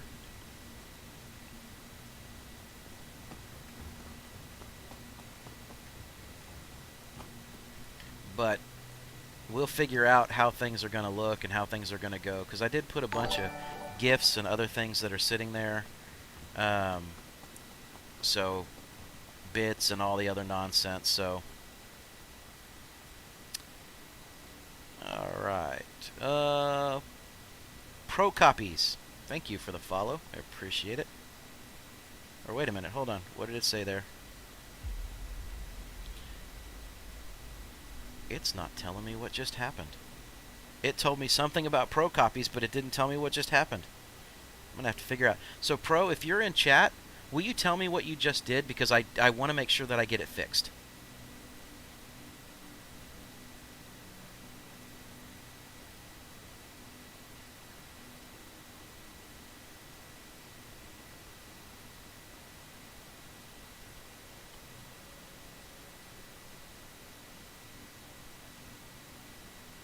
That's fine. I have no problem saying profanity on here, James. You should know that by now. Alright. So Laranite price is slightly recessed here. Not by much. It's only just a few cents. Alright. Well, I appreciate the sub. For whatever reason, it popped up, but it didn't tell me in chat that it gave me that it did a sub. So I'll have to double check why it didn't do that. It did it earlier, but I do appreciate it. Alright, so Laranite is a little bit recessed. It's not too bad. So we're going to go ahead and sell that one. So Laranite is still viable as long as you get a good purchase price today.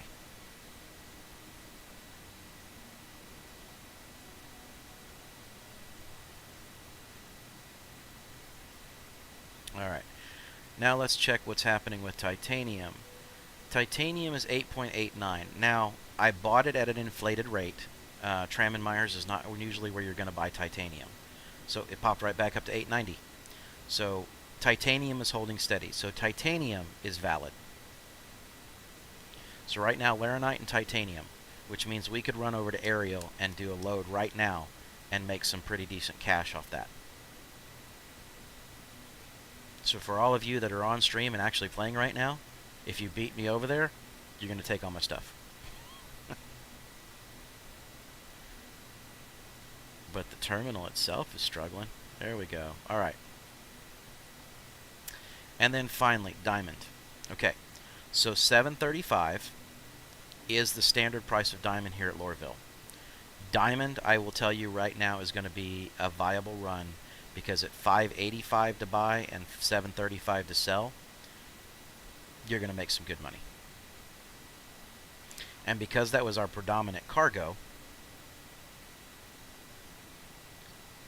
sorry, I got another phone call coming through here. I'm going to have to set that off to the side. But because of our predominant cargo, we were at 3.63 and we're now at 3.71, almost 3.72. So if you just noticed, I will tell you right now, your bread and butter run today, my recommendation today, Tram & Meyer Diamond out here to Lorville. I know it's a long run. I know there's going to be some risk with 30Ks because of it, but right now that is going to be where your profit is sitting. And then if you want to do something on the way back, then I would say while you're in system, go to ETA, pick up astatine and hydrogen, sell it at Port O, Tram & Myers, and come back. Because with diamond, that little round trip run will take you about an hour, give or take about an hour, okay? And if you do it properly, you're probably going to net somewhere between 150, 160K pretty easily. So most of the time, pro copies, here's the thing. Most of the time, I do use as a reference Gallic. I have noticed that a lot of their stuff is off lately because people aren't going in and uploading. As you can see, I'm not signed in. I'm not uploading here. But if I were to do the same thing, Caterpillar, let's just put in a bunch of money and go tram and then run it out to Lorville, right? And I want to run this. So right now, it's telling me the only thing that's available. Well, do I have filters on? I don't have filters on. Why is this Tram and Myers to Hurston? Oh, that's admin. Let me do that. Let me change that. That's why. Lorville. Let's... Hurston. There we go. Hurston Central Business District. Now we calculate. Alright. Sorry about that. I was totally off. So, like right here, assuming that you would get a full load of Laranite, you're going to make 190K, just based upon these prices, right? But I know titanium or Laranite was sitting higher than this, and the sell price was a few cents less than this. So I only use it as a general guide to try and go and figure out what's happening. But if you look at diamond, 585 to 735, which is exactly what we did, a full load is worth about 85K. Okay? And I just verified that these prices are 100% accurate right now. And with a 20% margin, that's one of the better equations in the game. You're getting good amount of money at the end. You've got a good margin on the item. It's good to go. Okay? So Gallic to me is a great tool, but it's not always fully reflective of what is taking place. Okay? Alright. So, let's head on back here. I know that typically I wrap up around noon, and I do have some calls to make today, so obviously with my phone blowing up this morning. So let's try something here, okay? What I want to do is take a look at Microtech, right? So I want to see what I can run in and out of Microtech to Lorville. And obviously, there's going to be a bunch of different things that... Alright, so... Hold on. Let's do this. Let's find another spot. We have avoided this area for far too long, and obviously I was able to make some recommendations of what I think people should be running. And offline, I'm going to do my own runs, right? So what I'm going to do is come up here and say, let's take a look. I've heard that Clio has some pretty good commodities to work with, and I think that's what we're going to check out, is let's find out what Clio has.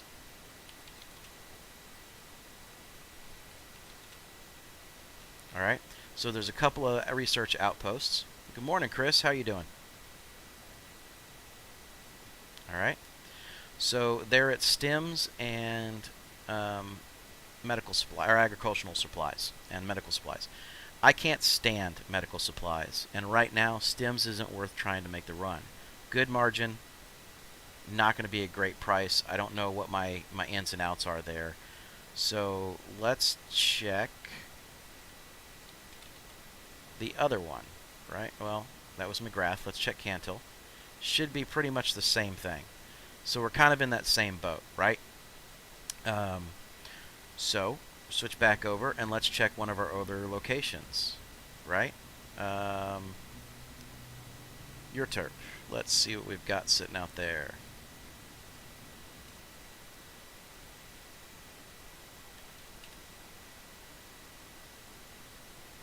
Are you kidding me? It's not even registering? Alright. So, Calia. C-A-L-L. Alright. Let's check that one.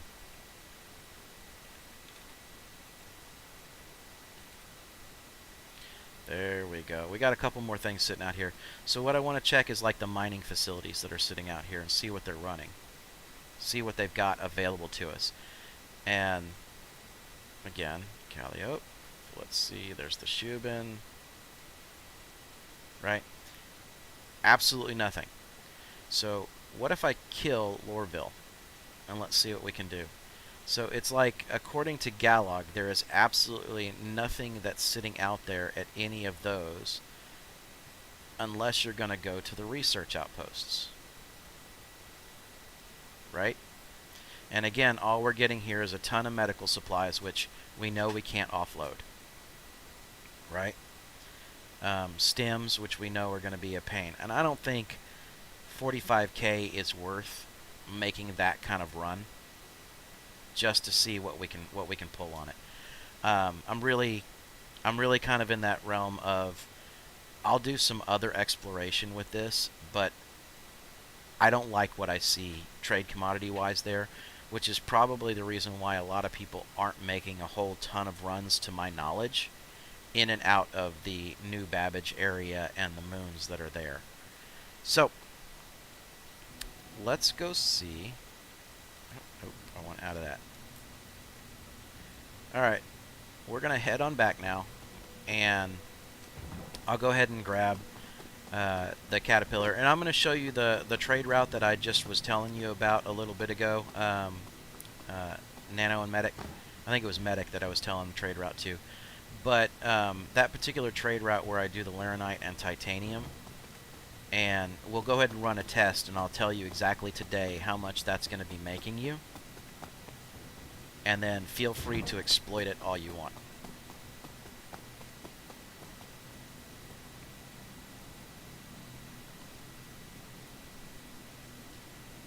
So let me mark down my current funds. 8.5. All right. That way I can give you some real numbers. You have a random Carrack in your ship inventory? Jelly, I am jealous. I am 100% jelly of jelly. Sorry, dad joke had to kick in.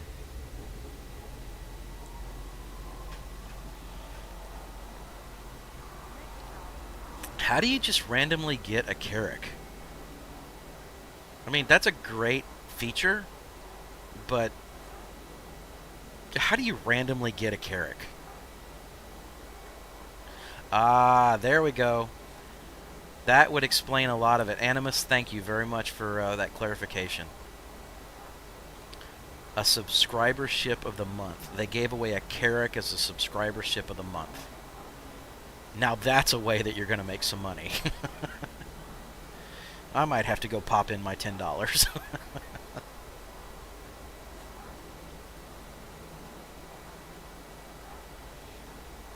And by the way, Animus, thank you for sticking around in the stream. It's a middle finger to those that spent $600. Yes, it is. This game is all about the middle fingers. It seems to do it a lot, doesn't it? Thank you for following, Animus. I appreciate it.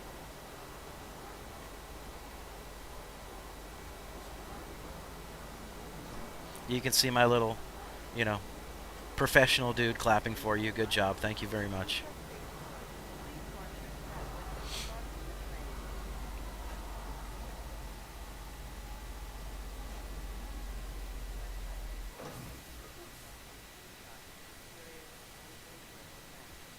Alright, so I'm done casually strolling through this place.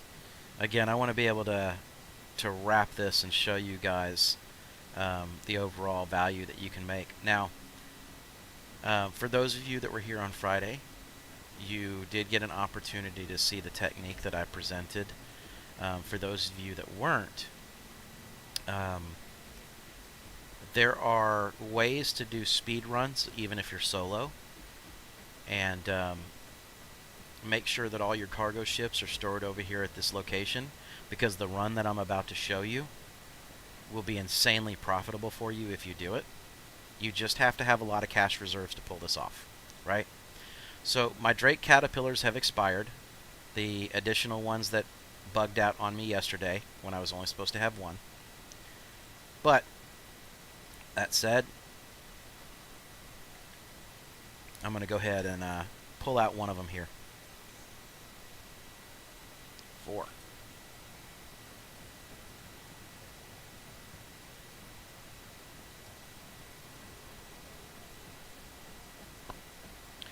So regardless of what ships you have available to you, anything that has cargo capacity you could follow this plan with, and you're going to make some good money. Okay? What we're going to do is, normally what I try and do at this point is pull out one of my larger ships, go on this run, land it, grab the second ship before ever leaving the spaceport, go on the run.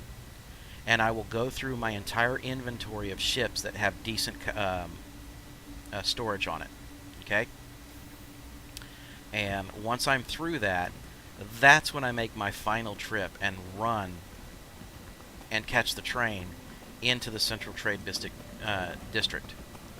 That's the one where you're going to turn around and make, 400 or 500K in a single sail. Because most of the time that you spend in most trading environments is spent running back and forth to the trade terminals. But the ship terminals are right on every single location that you're at. Alright, come on, I told you to retract. The ship terminals, no matter where you're at, are always right there by the elevators. So you can rapidly cycle through your ships and then cut down on the additional lost time of running back and forth. And the good news is that once you've got it landed and you've stored it, that cargo's safe. You're good. No matter what happens, you're going to make the profit off that run. So when I had the 4 Caterpillars yesterday and I did the test, it took about an hour to be able to do this run with all of my Caterpillars.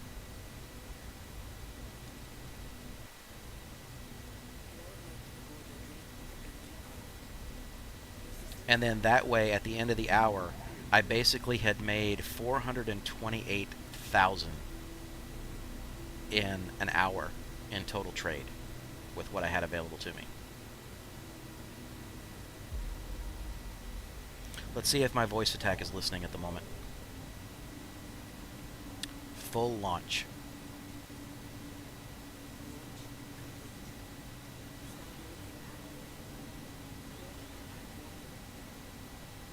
Yep, it was listening, just not flying well. Landing gear.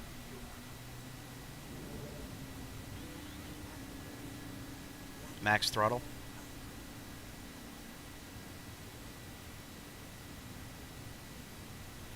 Alright, for those of you that don't know, I do use the application. It's called Voice Attack. It's something that I was turned on to by another streamer, and I absolutely love the application. Just trying to make sure that everything is all matched up and taken care of to all the hotkeys. Alright, just melted my Pirate Caterpillar for a normal cat. Does the normal cat have a bunch of graphic glitches too? It does. Not as many, but it still does. There are times when I'm running through the Caterpillar and I get shaders that look like they're blackening out at different locations. There's times when I enter third-person view. Alright, I was waiting for my voice attack to do it. But right here across the back rear engines, it looks like somebody's shooting at it on occasion. So I do get a bunch of visual glitches that are along those lines on a pretty consistent basis. But I did hear that the pirate version was significantly worse. And I'm wondering if they're just not giving it a whole lot of love because of what you have to do to get a hold of it.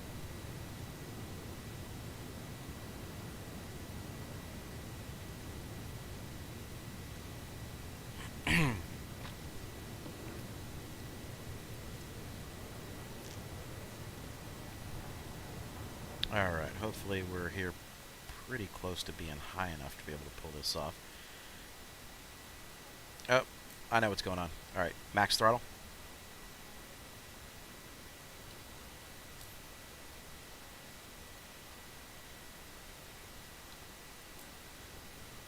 Alright, so my voice attack is arguing with me at the moment. Max throttle. Hopefully that turned it off. Because there's a hotkey button press that's going on right now, and every time I see it, it's what's moving my map around on me. So there's a little bit of fun that I get to do. So realistically, here is where we're just going to launch on over to aerial. Okay. Again, it wants to be a pain, so we're going to have to do a micro jump before we can do it. I think they need to hurry up and finish correcting some of these route planning glitches that are going on.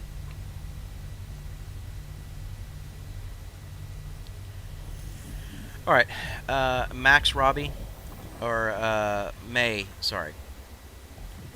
May X Robbie, okay. So, the free flight event. I have an account. I have not gone through having to set up anything to do the free fly event. I know it's technically still available until tomorrow. You may have to look up on the RSI side. Yeah, the star map definitely needs work, Jelly. But May, you may have to look up on the RSI website about the free flight week information and purposely go back into the communications logs, and it should walk you through how to do the free flight week.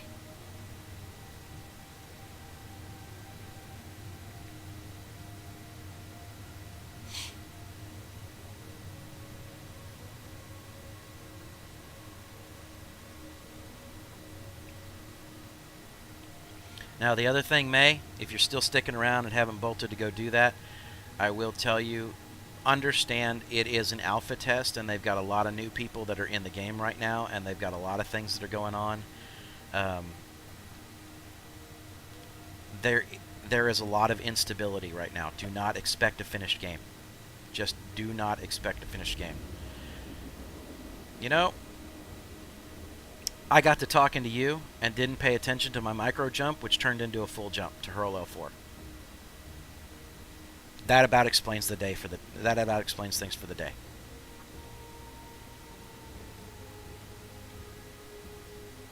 That's pretty sad, isn't it?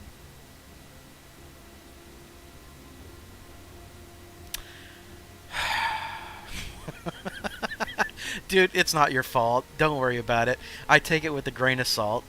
It's just a little extra flight time. Star Citizen hurts so good. Yes, it does. Yes, it does. Laugh out loud at my micro jump. Yes, sir. You can make fun of me. You all have my permission.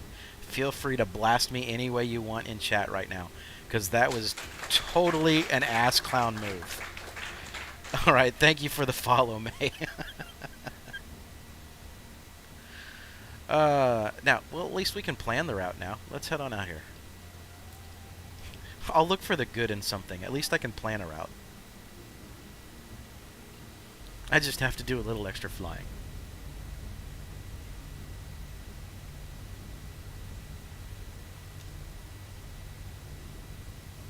Maybe this time I can also put us into a third-person view and get a much better graphical experience than just looking at the cockpit, right?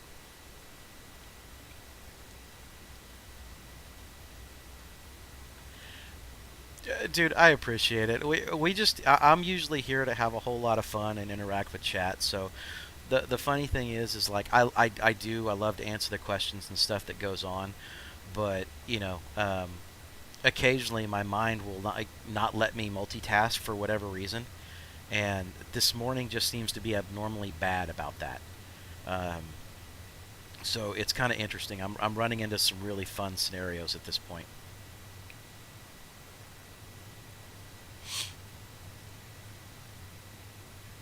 Yeah, Animus, you and me both, brother. I am really looking forward to being able to have that module be able to disconnect. I'm really looking forward to the tractor beam stuff, and I'm really looking forward to the modularity updates that will be coming out for this thing.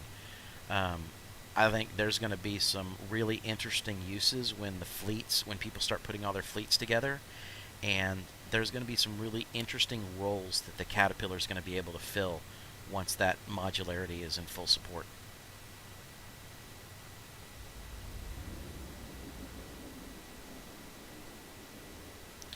So, Robbie,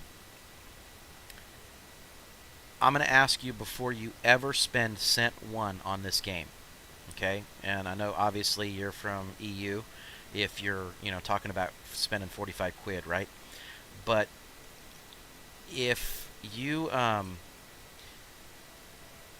I would honestly like to ask you, and I know this is going to sound really technical and a pain in the butt for some folks, but um, what type of computer system are you sitting on? And I need to know what your processor is, your graphics card, your memory, and if you have an SSD.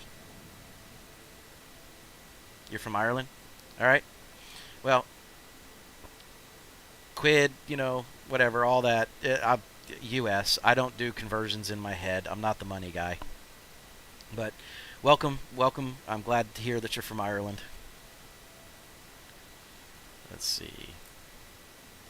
Now, where is my little arrow? Here's my little friend. I can go this way.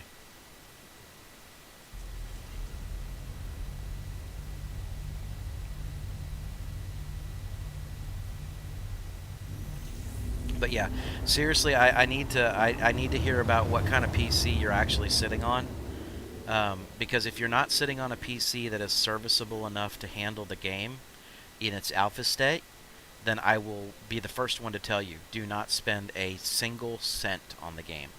Because then you'll be chasing the rest of the time with frustration trying to be able to get your system up and running to make it happen.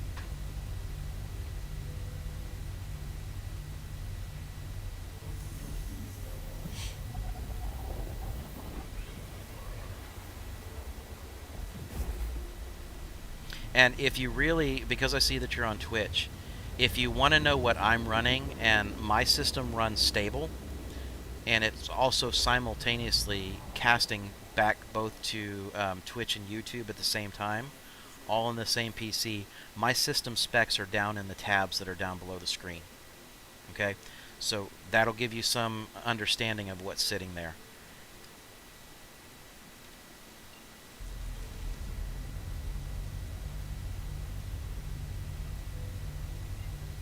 Alright, Lathan is always my second stop.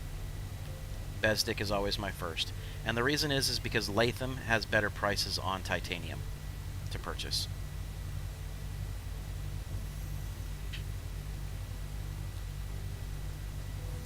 You're new to the PC and only got this PC. It's a gaming PC. Alright.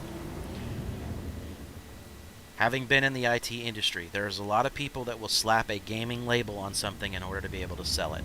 And certain aspects of it may be good. So I'll show you. I don't have a link set up in the chat in YouTube right now, but what I will tell you is that on the Twitch side, if you go to Twitch and you look up Tabletop Nerdcast, it's the same name as the channel, right? If you look up Tabletop Nerdcast, you will be able to find us there.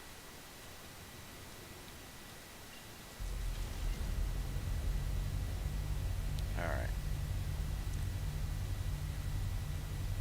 So let me make sure I've got some throttle being applied right now.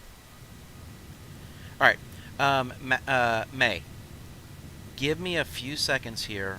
Once I get through this routine, I'll help you out, and I'll show you how to go in and at least pull the specs that you really want to see or that I need to know about. Okay?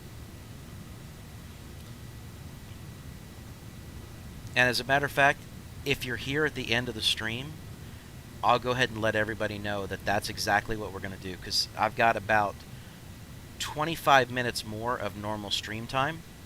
And then at the very end, May, what I'll do is I'll walk you through that process, and we can have that as a conversation right there at the end, okay? Because again, recognizing my own weaknesses for the day, my multitasking is not doing well, and I'd prefer not to crash my Caterpillar.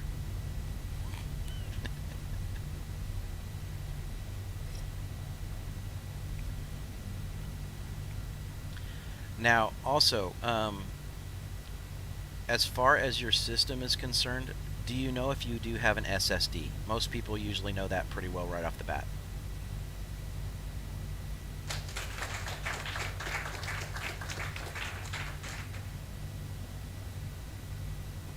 Thank you for the follow, Mikenda. We appreciate you for being here. Appreciate you for sticking around with us. Hopefully you're going to find a whole bunch of fun information and watch me still crash my Caterpillar. That'll be awesome.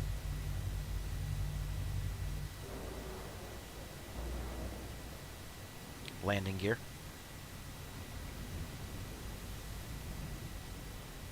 Okay.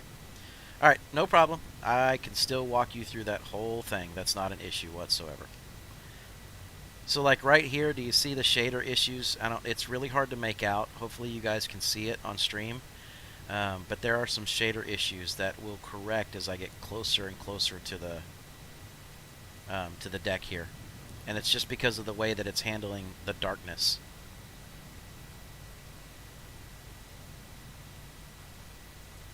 We're just going to put her on the ground. I don't care. And anybody that tells you you need to be gentle with a Caterpillar. Alright, so Mike, thank you for, and that's Procopus, there we go. Thank you for the follow over on Twitch. Now, on our Fridays, okay, everybody that's here, because I know that there's a bunch of new folks that have showed up today. On our Fridays, if you are a active account holder in-game, okay, and this is a channel thing that I do. If you are an active account holder in-game, I do a giveaway. I basically, on every Friday, farm up enough cash that I will buy somebody in-game a Cuddy Black. Okay? So we do a raffle on the channel, and Twitch is, on the Twitch side of the house, is really where the raffle tickets could be entered. So what happens is about 30 minutes before the end of the stream on Fridays, you will have, if you've entered into the raffle, you'll have an opportunity for the Cuddy Black. And once we get there, I have you log into the game live on stream. I transfer the funds to you at Levski, and we go on your maiden flight. Anderson, who is one of our original followers of the channel, he was our first winner last week. So make sure that you guys are here on Friday, and if you have an account and you want an opportunity to have your own Cuddy Black in-game, that'll be the way to go. Now, it's not one of the ones that's from a persistence perspective, okay? But it is one that it'll be bought in-game, and you'll have it for until they decide to do a wipe, okay? So we're not a big major player channel, and we don't get a whole lot of donations and things like that to allow us to give away accounts yet. That'll be in the future. But during the meantime, I can give you ships in-game to play and fly. So, this trading route, we pick up the maximum amount of Laranite that is available at this location. Okay? And then we're immediately, as soon as this loads, we're going to go ahead and lift off and head over to Latham. And we're going to repeat the same process really quickly.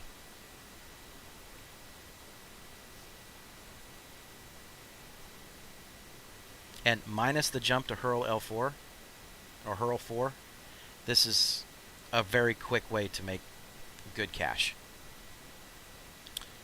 Of course it timed out. Why would I not want it to time out? That's awesome. Thank you for timing out.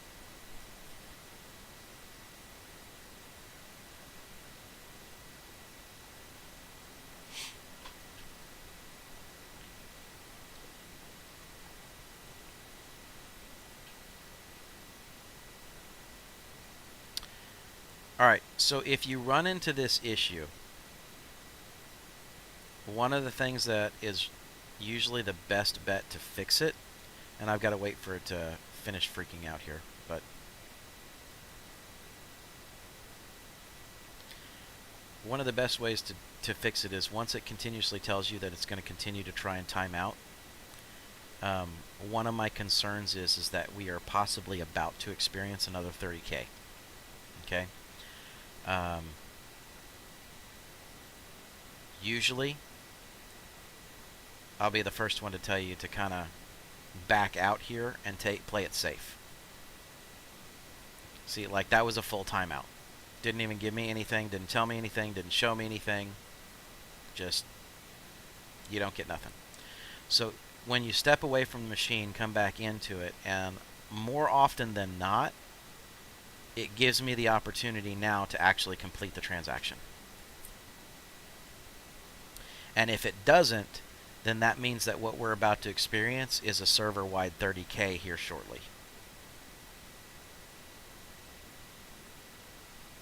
So in the trading world, if you pay attention to the cues, sometimes you can find out exactly what is really going on or how the health of the server is working.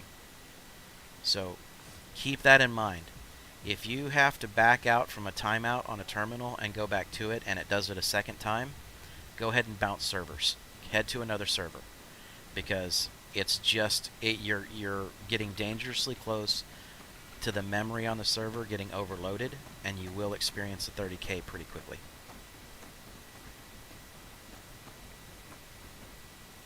I'm going to go ahead and accept the risk, and we're going to go ahead and push over to Latham so we can try and wrap up this trade in time.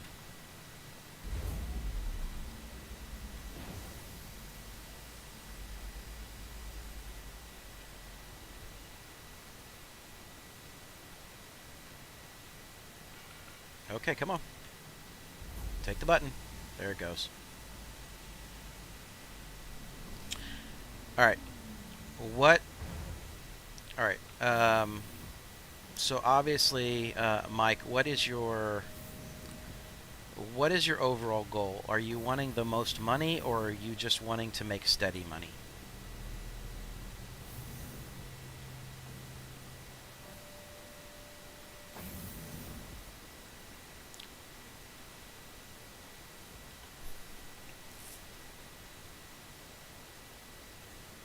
Basic steady money. Okay.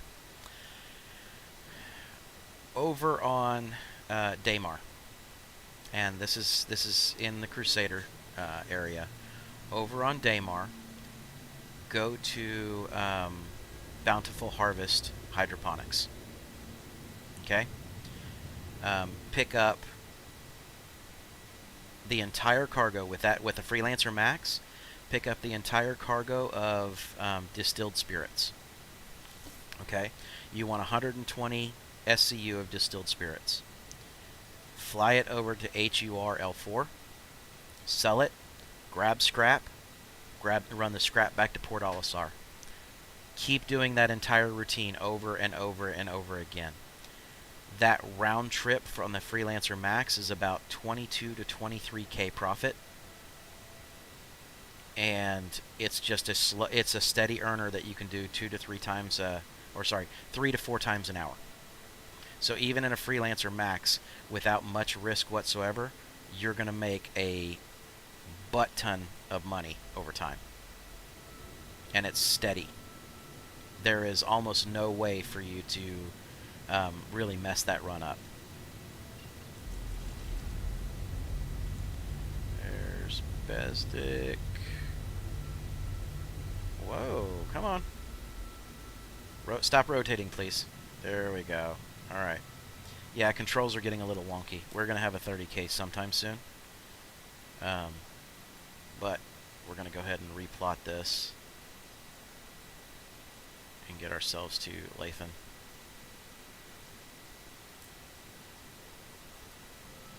Like I said, there's little cues that you can pick up on in the server to figure out what the heck is going on.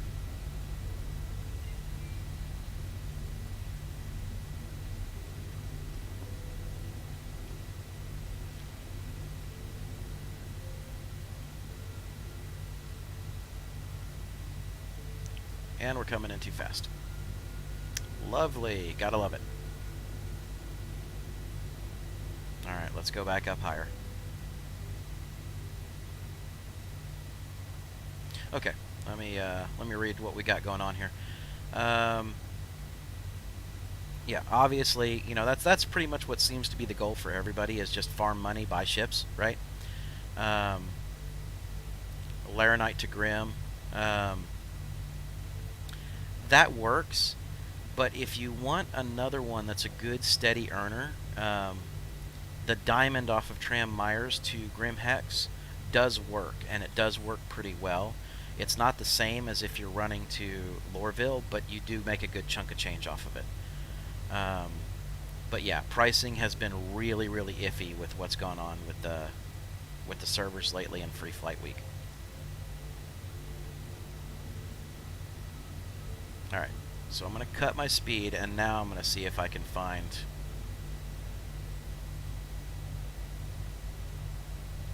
See, there's Ariel.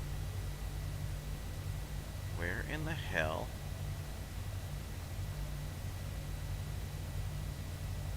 Okay. We are experiencing some server difficulties. So let's see if you will take it now. Now it'll take it. Boy, man. Guys, welcome to Star Citizen. The game we love to hate. All of its little personality quirks.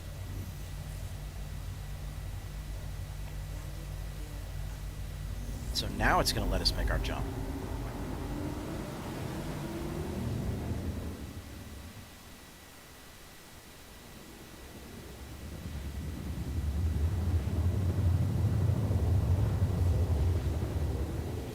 You know, Star Citizen, Robertson, you know, Chris Roberts, I've been bragging on you as far as there are some really cool ways to do some of this stuff, and, you know, live on stream, you just want to piss on me. That's not a good way to go. That's a bad look.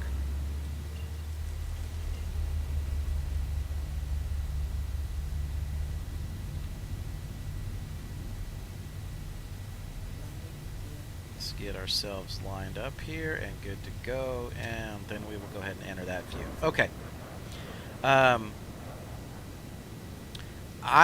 And Mike, I absolutely loved my Freelancer Max when I had it.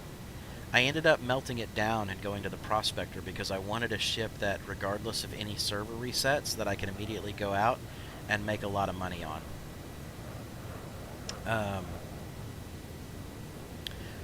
Well, Jelly, in this particular scenario, it's a problem because features should enhance the gameplay, not aggravate the gameplay.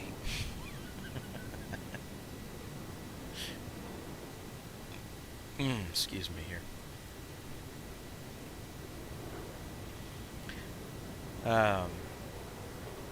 But yeah, Mike, I ended up actually melting my my Max for my Prospector, and I really enjoyed the ship. Now, the funniest thing to me was when you take that ship off and you lift off with it. It's so ass end heavy that it's like the butt stays on the ground for an extra 5 seconds, and it's very easy to do vertical launches with it.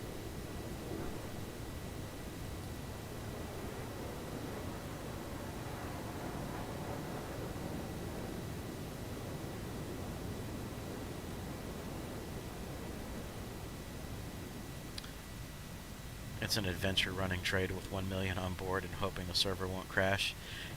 Yeah, you know what? I'm an old military vet, and I have more anxiety over some of these high-end trade runs than I think I've had in my military career at times.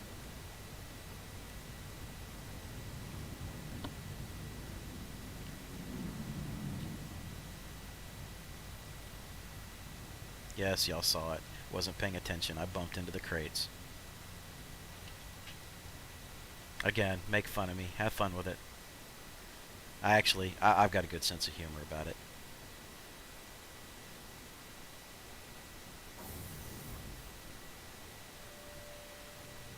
Well,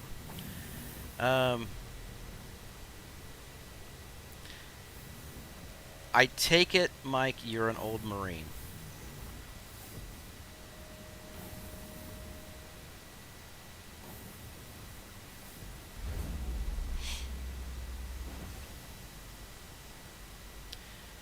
My buddy Chad, that you guys will oftentimes hear during the week playing with me, he is He's a Marine also. So, or former Marine. Let's use the proper terminologies so that I don't offend my military counterparts. So he is a former Marine.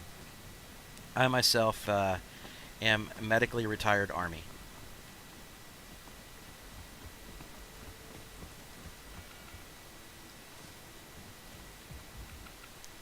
So we all make fun of each other. We all have a good time with each other, but you know, we all got each other's backs at the end of the day.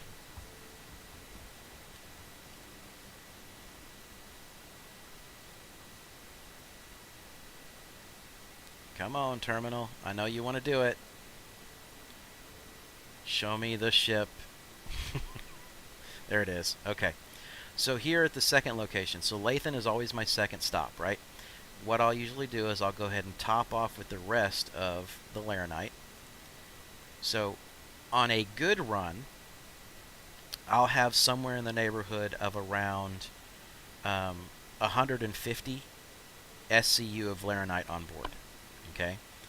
On a bad run, I'll have somewhere in the neighborhood of around 40 or 50 SCU in total doing this process. Okay? But again, the Laranite to me is icing on the cake when I do this. It's really mostly about, again, purchase timed out. Let's back off the terminal. Let's try it again. So I'm starting to see more and more of those issues and bugs that we would normally get. Okay? Which tells me that the server is starting to lose its stability. I'm going to go ahead and take the risk in order to be able to complete this trade.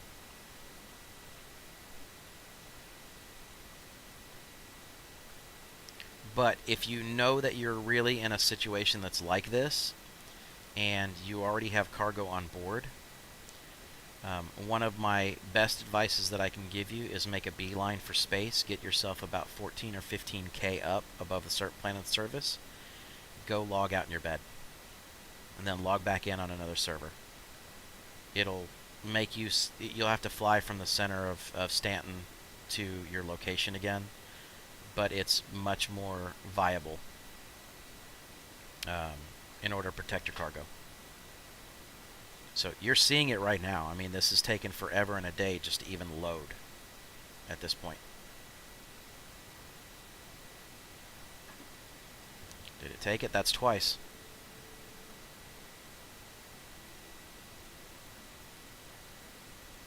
Alright, if it does it a third time, we're just going to grab what we can in titanium and get up to space as quickly as possible.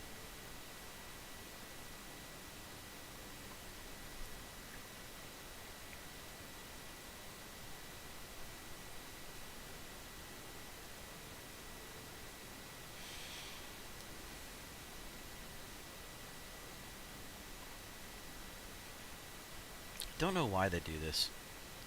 They do need to work. Chris Roberts and team needs to work on the servers a little bit. Again, purchase time timed out. That is the third time that it's timed out. So we're going to go ahead and see what we can do about grabbing our titanium. And not even messing around with anything further.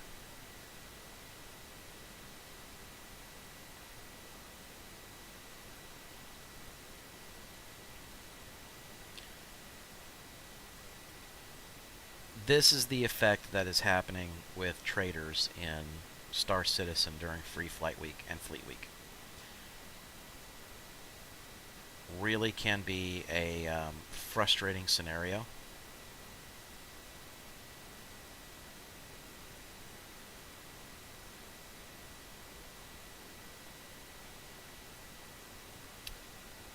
Come on.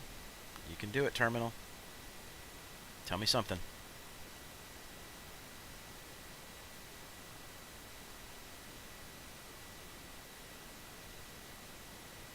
Alright, so this will be, what, a third or fourth timeout that's going to take place? Yep. Alright, so I'm not even going to risk it because I already have 31 SCU of Laranite on board. So I'm going to follow my own advice that I'm giving you guys, and we're going to make a beeline for space. Now, I could get on the Caterpillar right now, and I could go in and log out and change servers. But I'd bet you anything when I log back in, the funny thing is going to be, and we'll do it. We'll go ahead and do it. It'll be sitting on this pad with no landing gear deployed.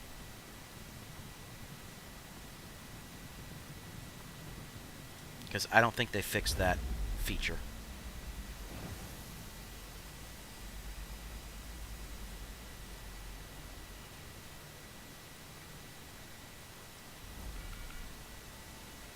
So like I said, as you start to see those types of issues compound and start getting bigger and bigger, those are indications that your server is becoming more and more unstable, that the memory is not able to handle anything. So typically I prefer to do this going into space, but because of what was going on, we're going to go ahead and do this right here on the ground.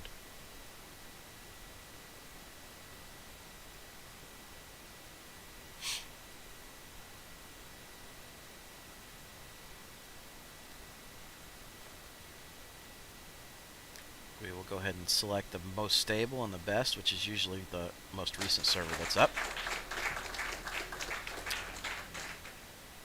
Old Dog 69, thank you for the follow. I appreciate you being here today. And just for you, you get to see my little dude over in the side clapping.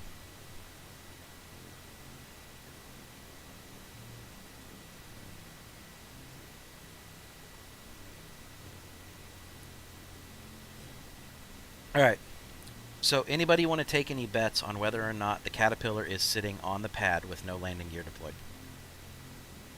Just resting on the bottom turret.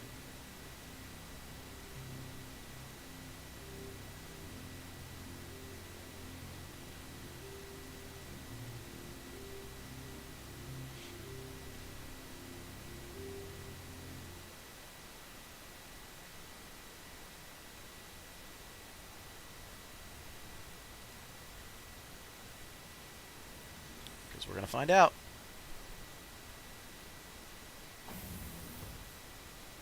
Jelly, have you been through this a time or two?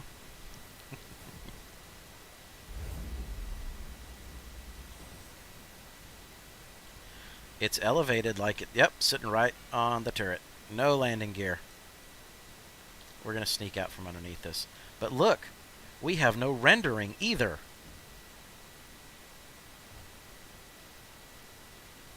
How could this possibly go wrong? Like, could I fall through the planet? Yeah, let's not do that.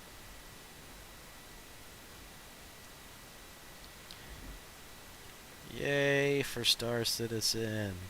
What a great showing today.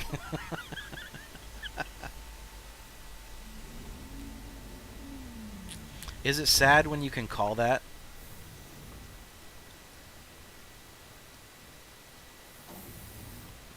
Yeah, but the reality is that even the ground erroring out, that right there is just annoying. This is how you fight through Star Citizen and try and earn money. Welcome to Alpha. Chris Roberts, we love you. Now look, from up here, the ground's registering. So let's just lift the ship off, put our landing gear back down, do what we gotta do.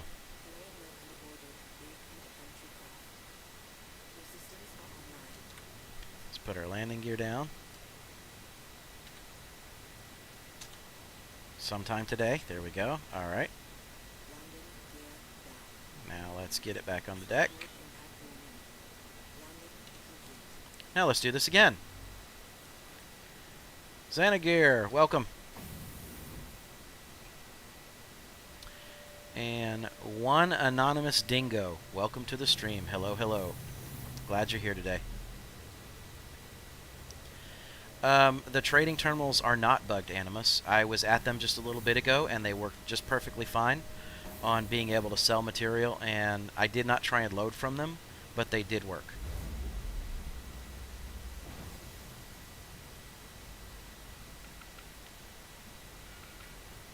Alright, we have land again. We have ground. At least now I'm a little bit more confident about stepping out onto it, not falling through the planet.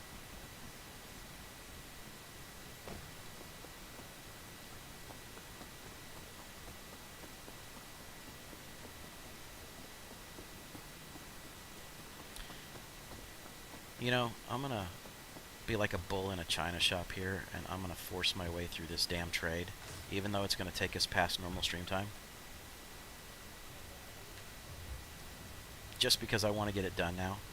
The game has been fighting me all morning on it, so...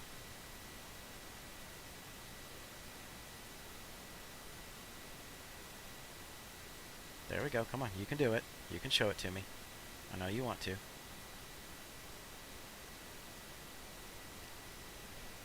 See, and now on this server there's only 27 available.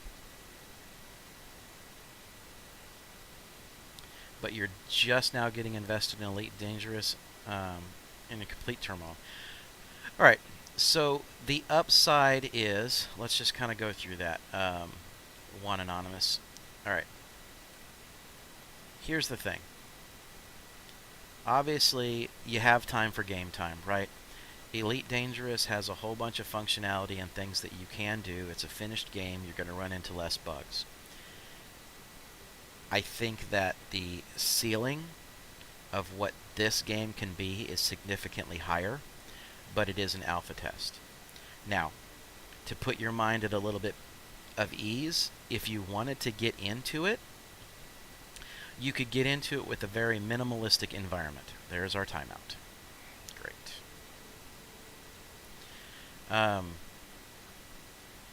And you don't have to pay monthly again. So let's talk about it like from a console or a PC gamer's perspective. Most games that you're going to run out and buy, you're going to spend about $60 on to start off with. Okay?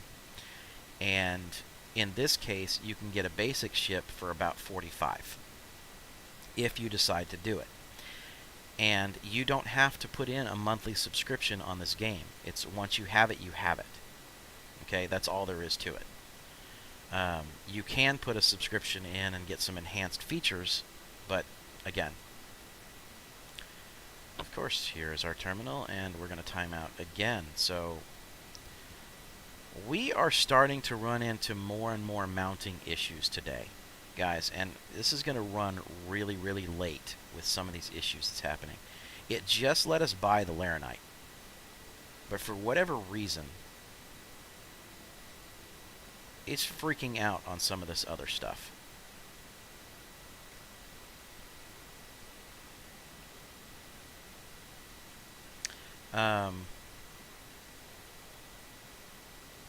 And the video card like 4 to 6 years ago.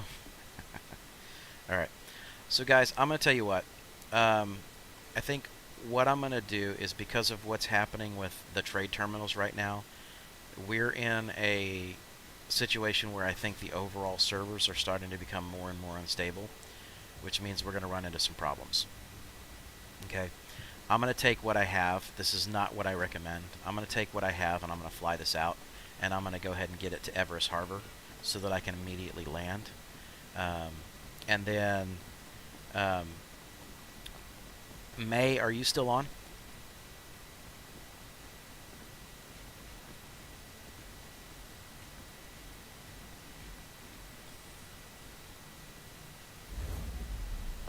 Alright. So, May, as soon as I get this to Everest Harbor, I'm going to go through the whole PC stuff with you really quickly. Okay? That way you're covered and you can make the best decision for yourself. And guys, keep in mind, tomorrow we'll pick back up and we'll finish this off tomorrow. The reality is that we are having some server issues, and again, the servers have been really messed up during Free Flight Week. I don't think RSI has had a very good showing of Free Flight Week for a bunch of new folks. I think it was more so just a giant sales event, personally, for some of the new capital ships that are going to be in play. Even though you couldn't fly them. It was just another excuse for them to have a... Whoa, whoa, whoa. Where are you going, big guy? Stop rolling. There we go. Yep. So like I said, just like what was happening before, we got some terminal issues that are going on. We got some flight mechanics that are going on. And believe it or not, for those of you that have ever had a chance to fly a Caterpillar, you'll probably back me up on this statement. A Caterpillar is one of the smoothest flying ships in the game, so when you start seeing stuff going crazy like this, it's a very, very, very good indication that your servers are having troubles. There's a lot of lag and there's a lot of delay that's causing issues.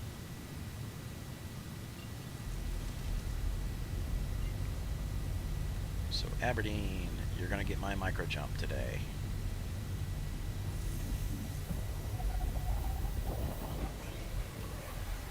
Get a couple thousand away and shut down the Quantum.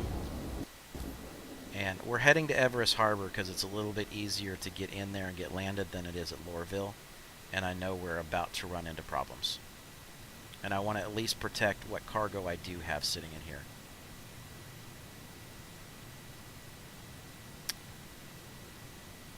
Let's see, Lorville, Everest Harbor. We have the fleet out there. Let's get moving as quickly as I can.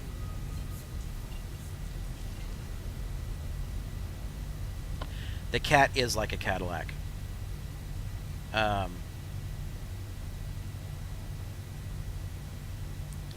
So, guys, I'll tell you right now, I don't have any problem. I have multiple cats in the game, right?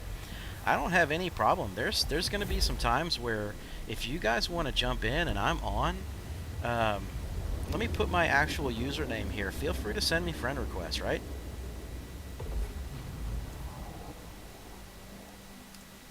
Okay?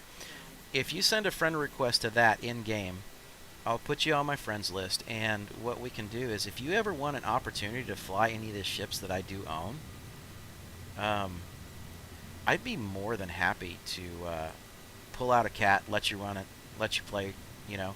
As a matter of fact, if you want to go on some trading missions with me, you can go on some trade runs with me, and I'll have to check because I didn't see it pop up on screen. But if you want to go on some trade routes with me, then we can go ahead and do that. Yeah, org ship sharing is not a thing still. When they put that in place, I think that is going to be an absolutely fantastic thing to have happen. Hey, just in time to see the fireworks. But flight mechanics are jittery right now. Okay, hold on. We're drifting pretty rough.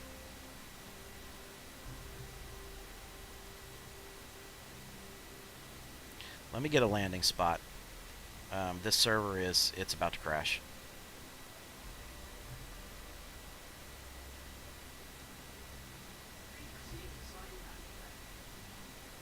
Where are you going to put me? Where are you going to put me? Right there. All right.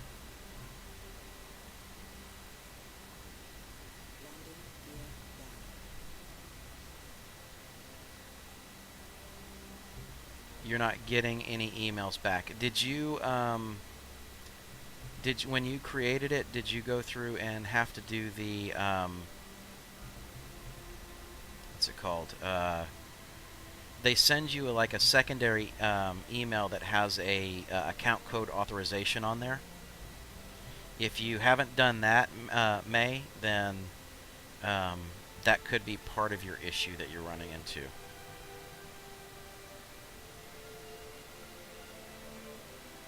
Got nothing. All right.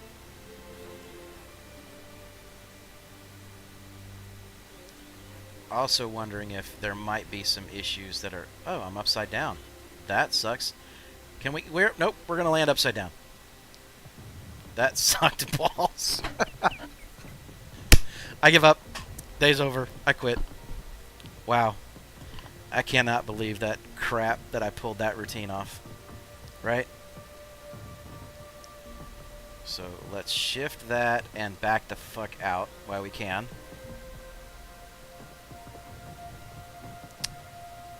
We're gonna lift off there and we're gonna back out of here. Now we're back into space and now we can do something the right way.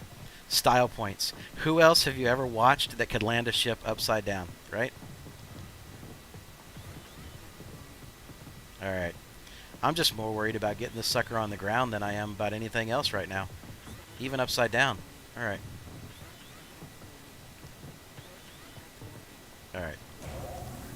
technically, she's safe now. Okay? Let me go put my boots on the ground. So, guys, I'm gonna wrap up the stream today. Obviously, my attempt to give up caffeine has not worked this morning. So tomorrow will be filled with caffeine, and I promise you we'll be doing a little bit better than that.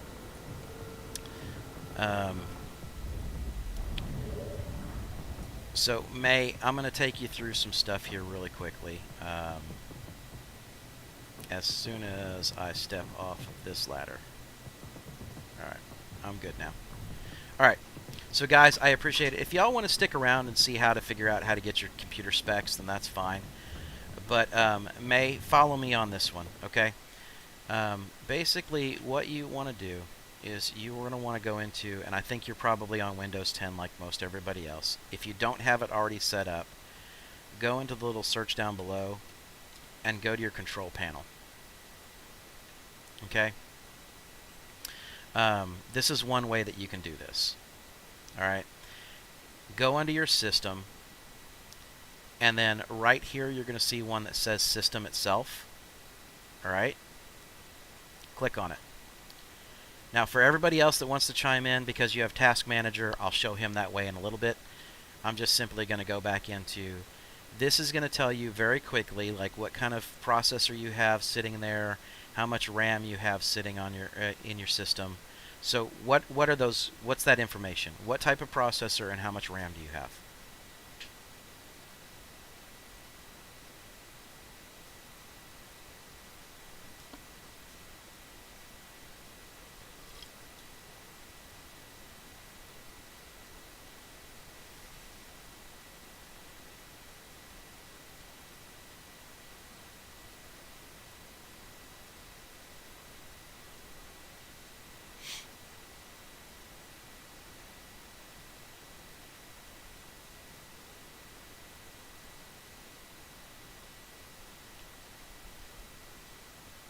I know, this is the most entertaining TV possible, guys. I get it.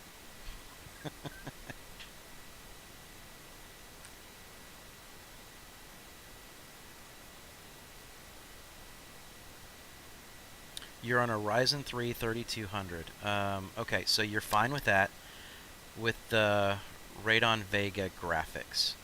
Okay, so you do not have a video card. You have the Vega graphics itself that came with the system. Is that correct?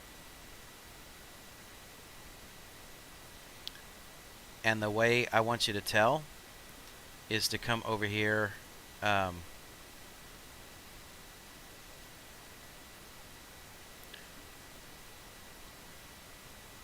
Okay.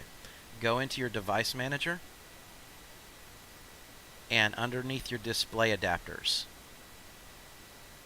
tell me what it says there. I'm doing it to confirm it. Okay?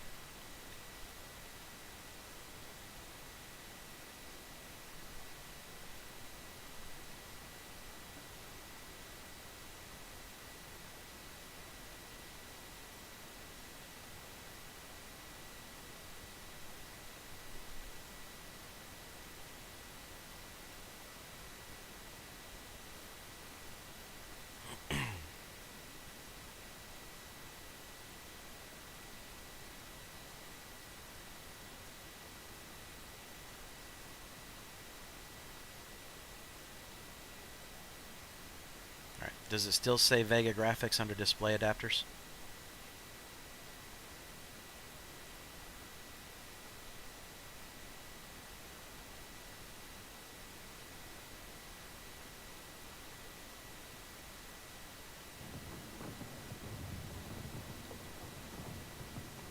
Yep. Oh, you've got a GeForce GTX 1050. Okay. So you're good there. All right. Have a good evening, Mike. All right, so May, you have the right qualifications, all right? But what I'm going to say is before you ever load the game, when you're on the options, when you're in the very beginning, it'll give you a chance for options, okay? And what I'm going to suggest that you do on your end is for your graphics, take this and start off in medium, okay? I want you to have the most stable experience that you're ever going to have, right? because of what you have set up and your processor, this is a very processor intensive game.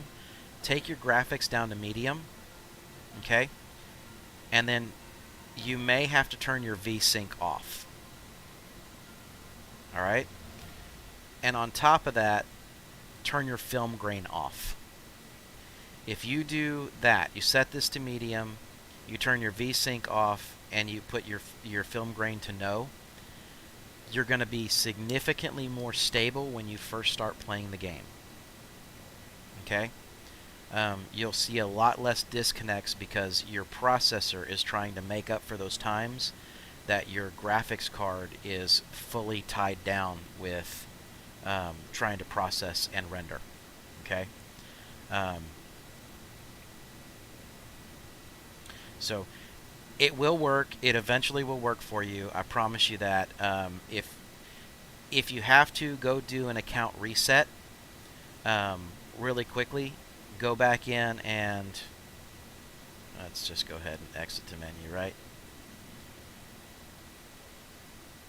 So if you have to, go back and log into the game, go to your RSI account itself, and then change the login credentials and things like that, and it'll start going through the reset processes for you. All right, so friend request, Animus, right? So no, don't exit the game. So Animus, you're now added if you're still hanging around.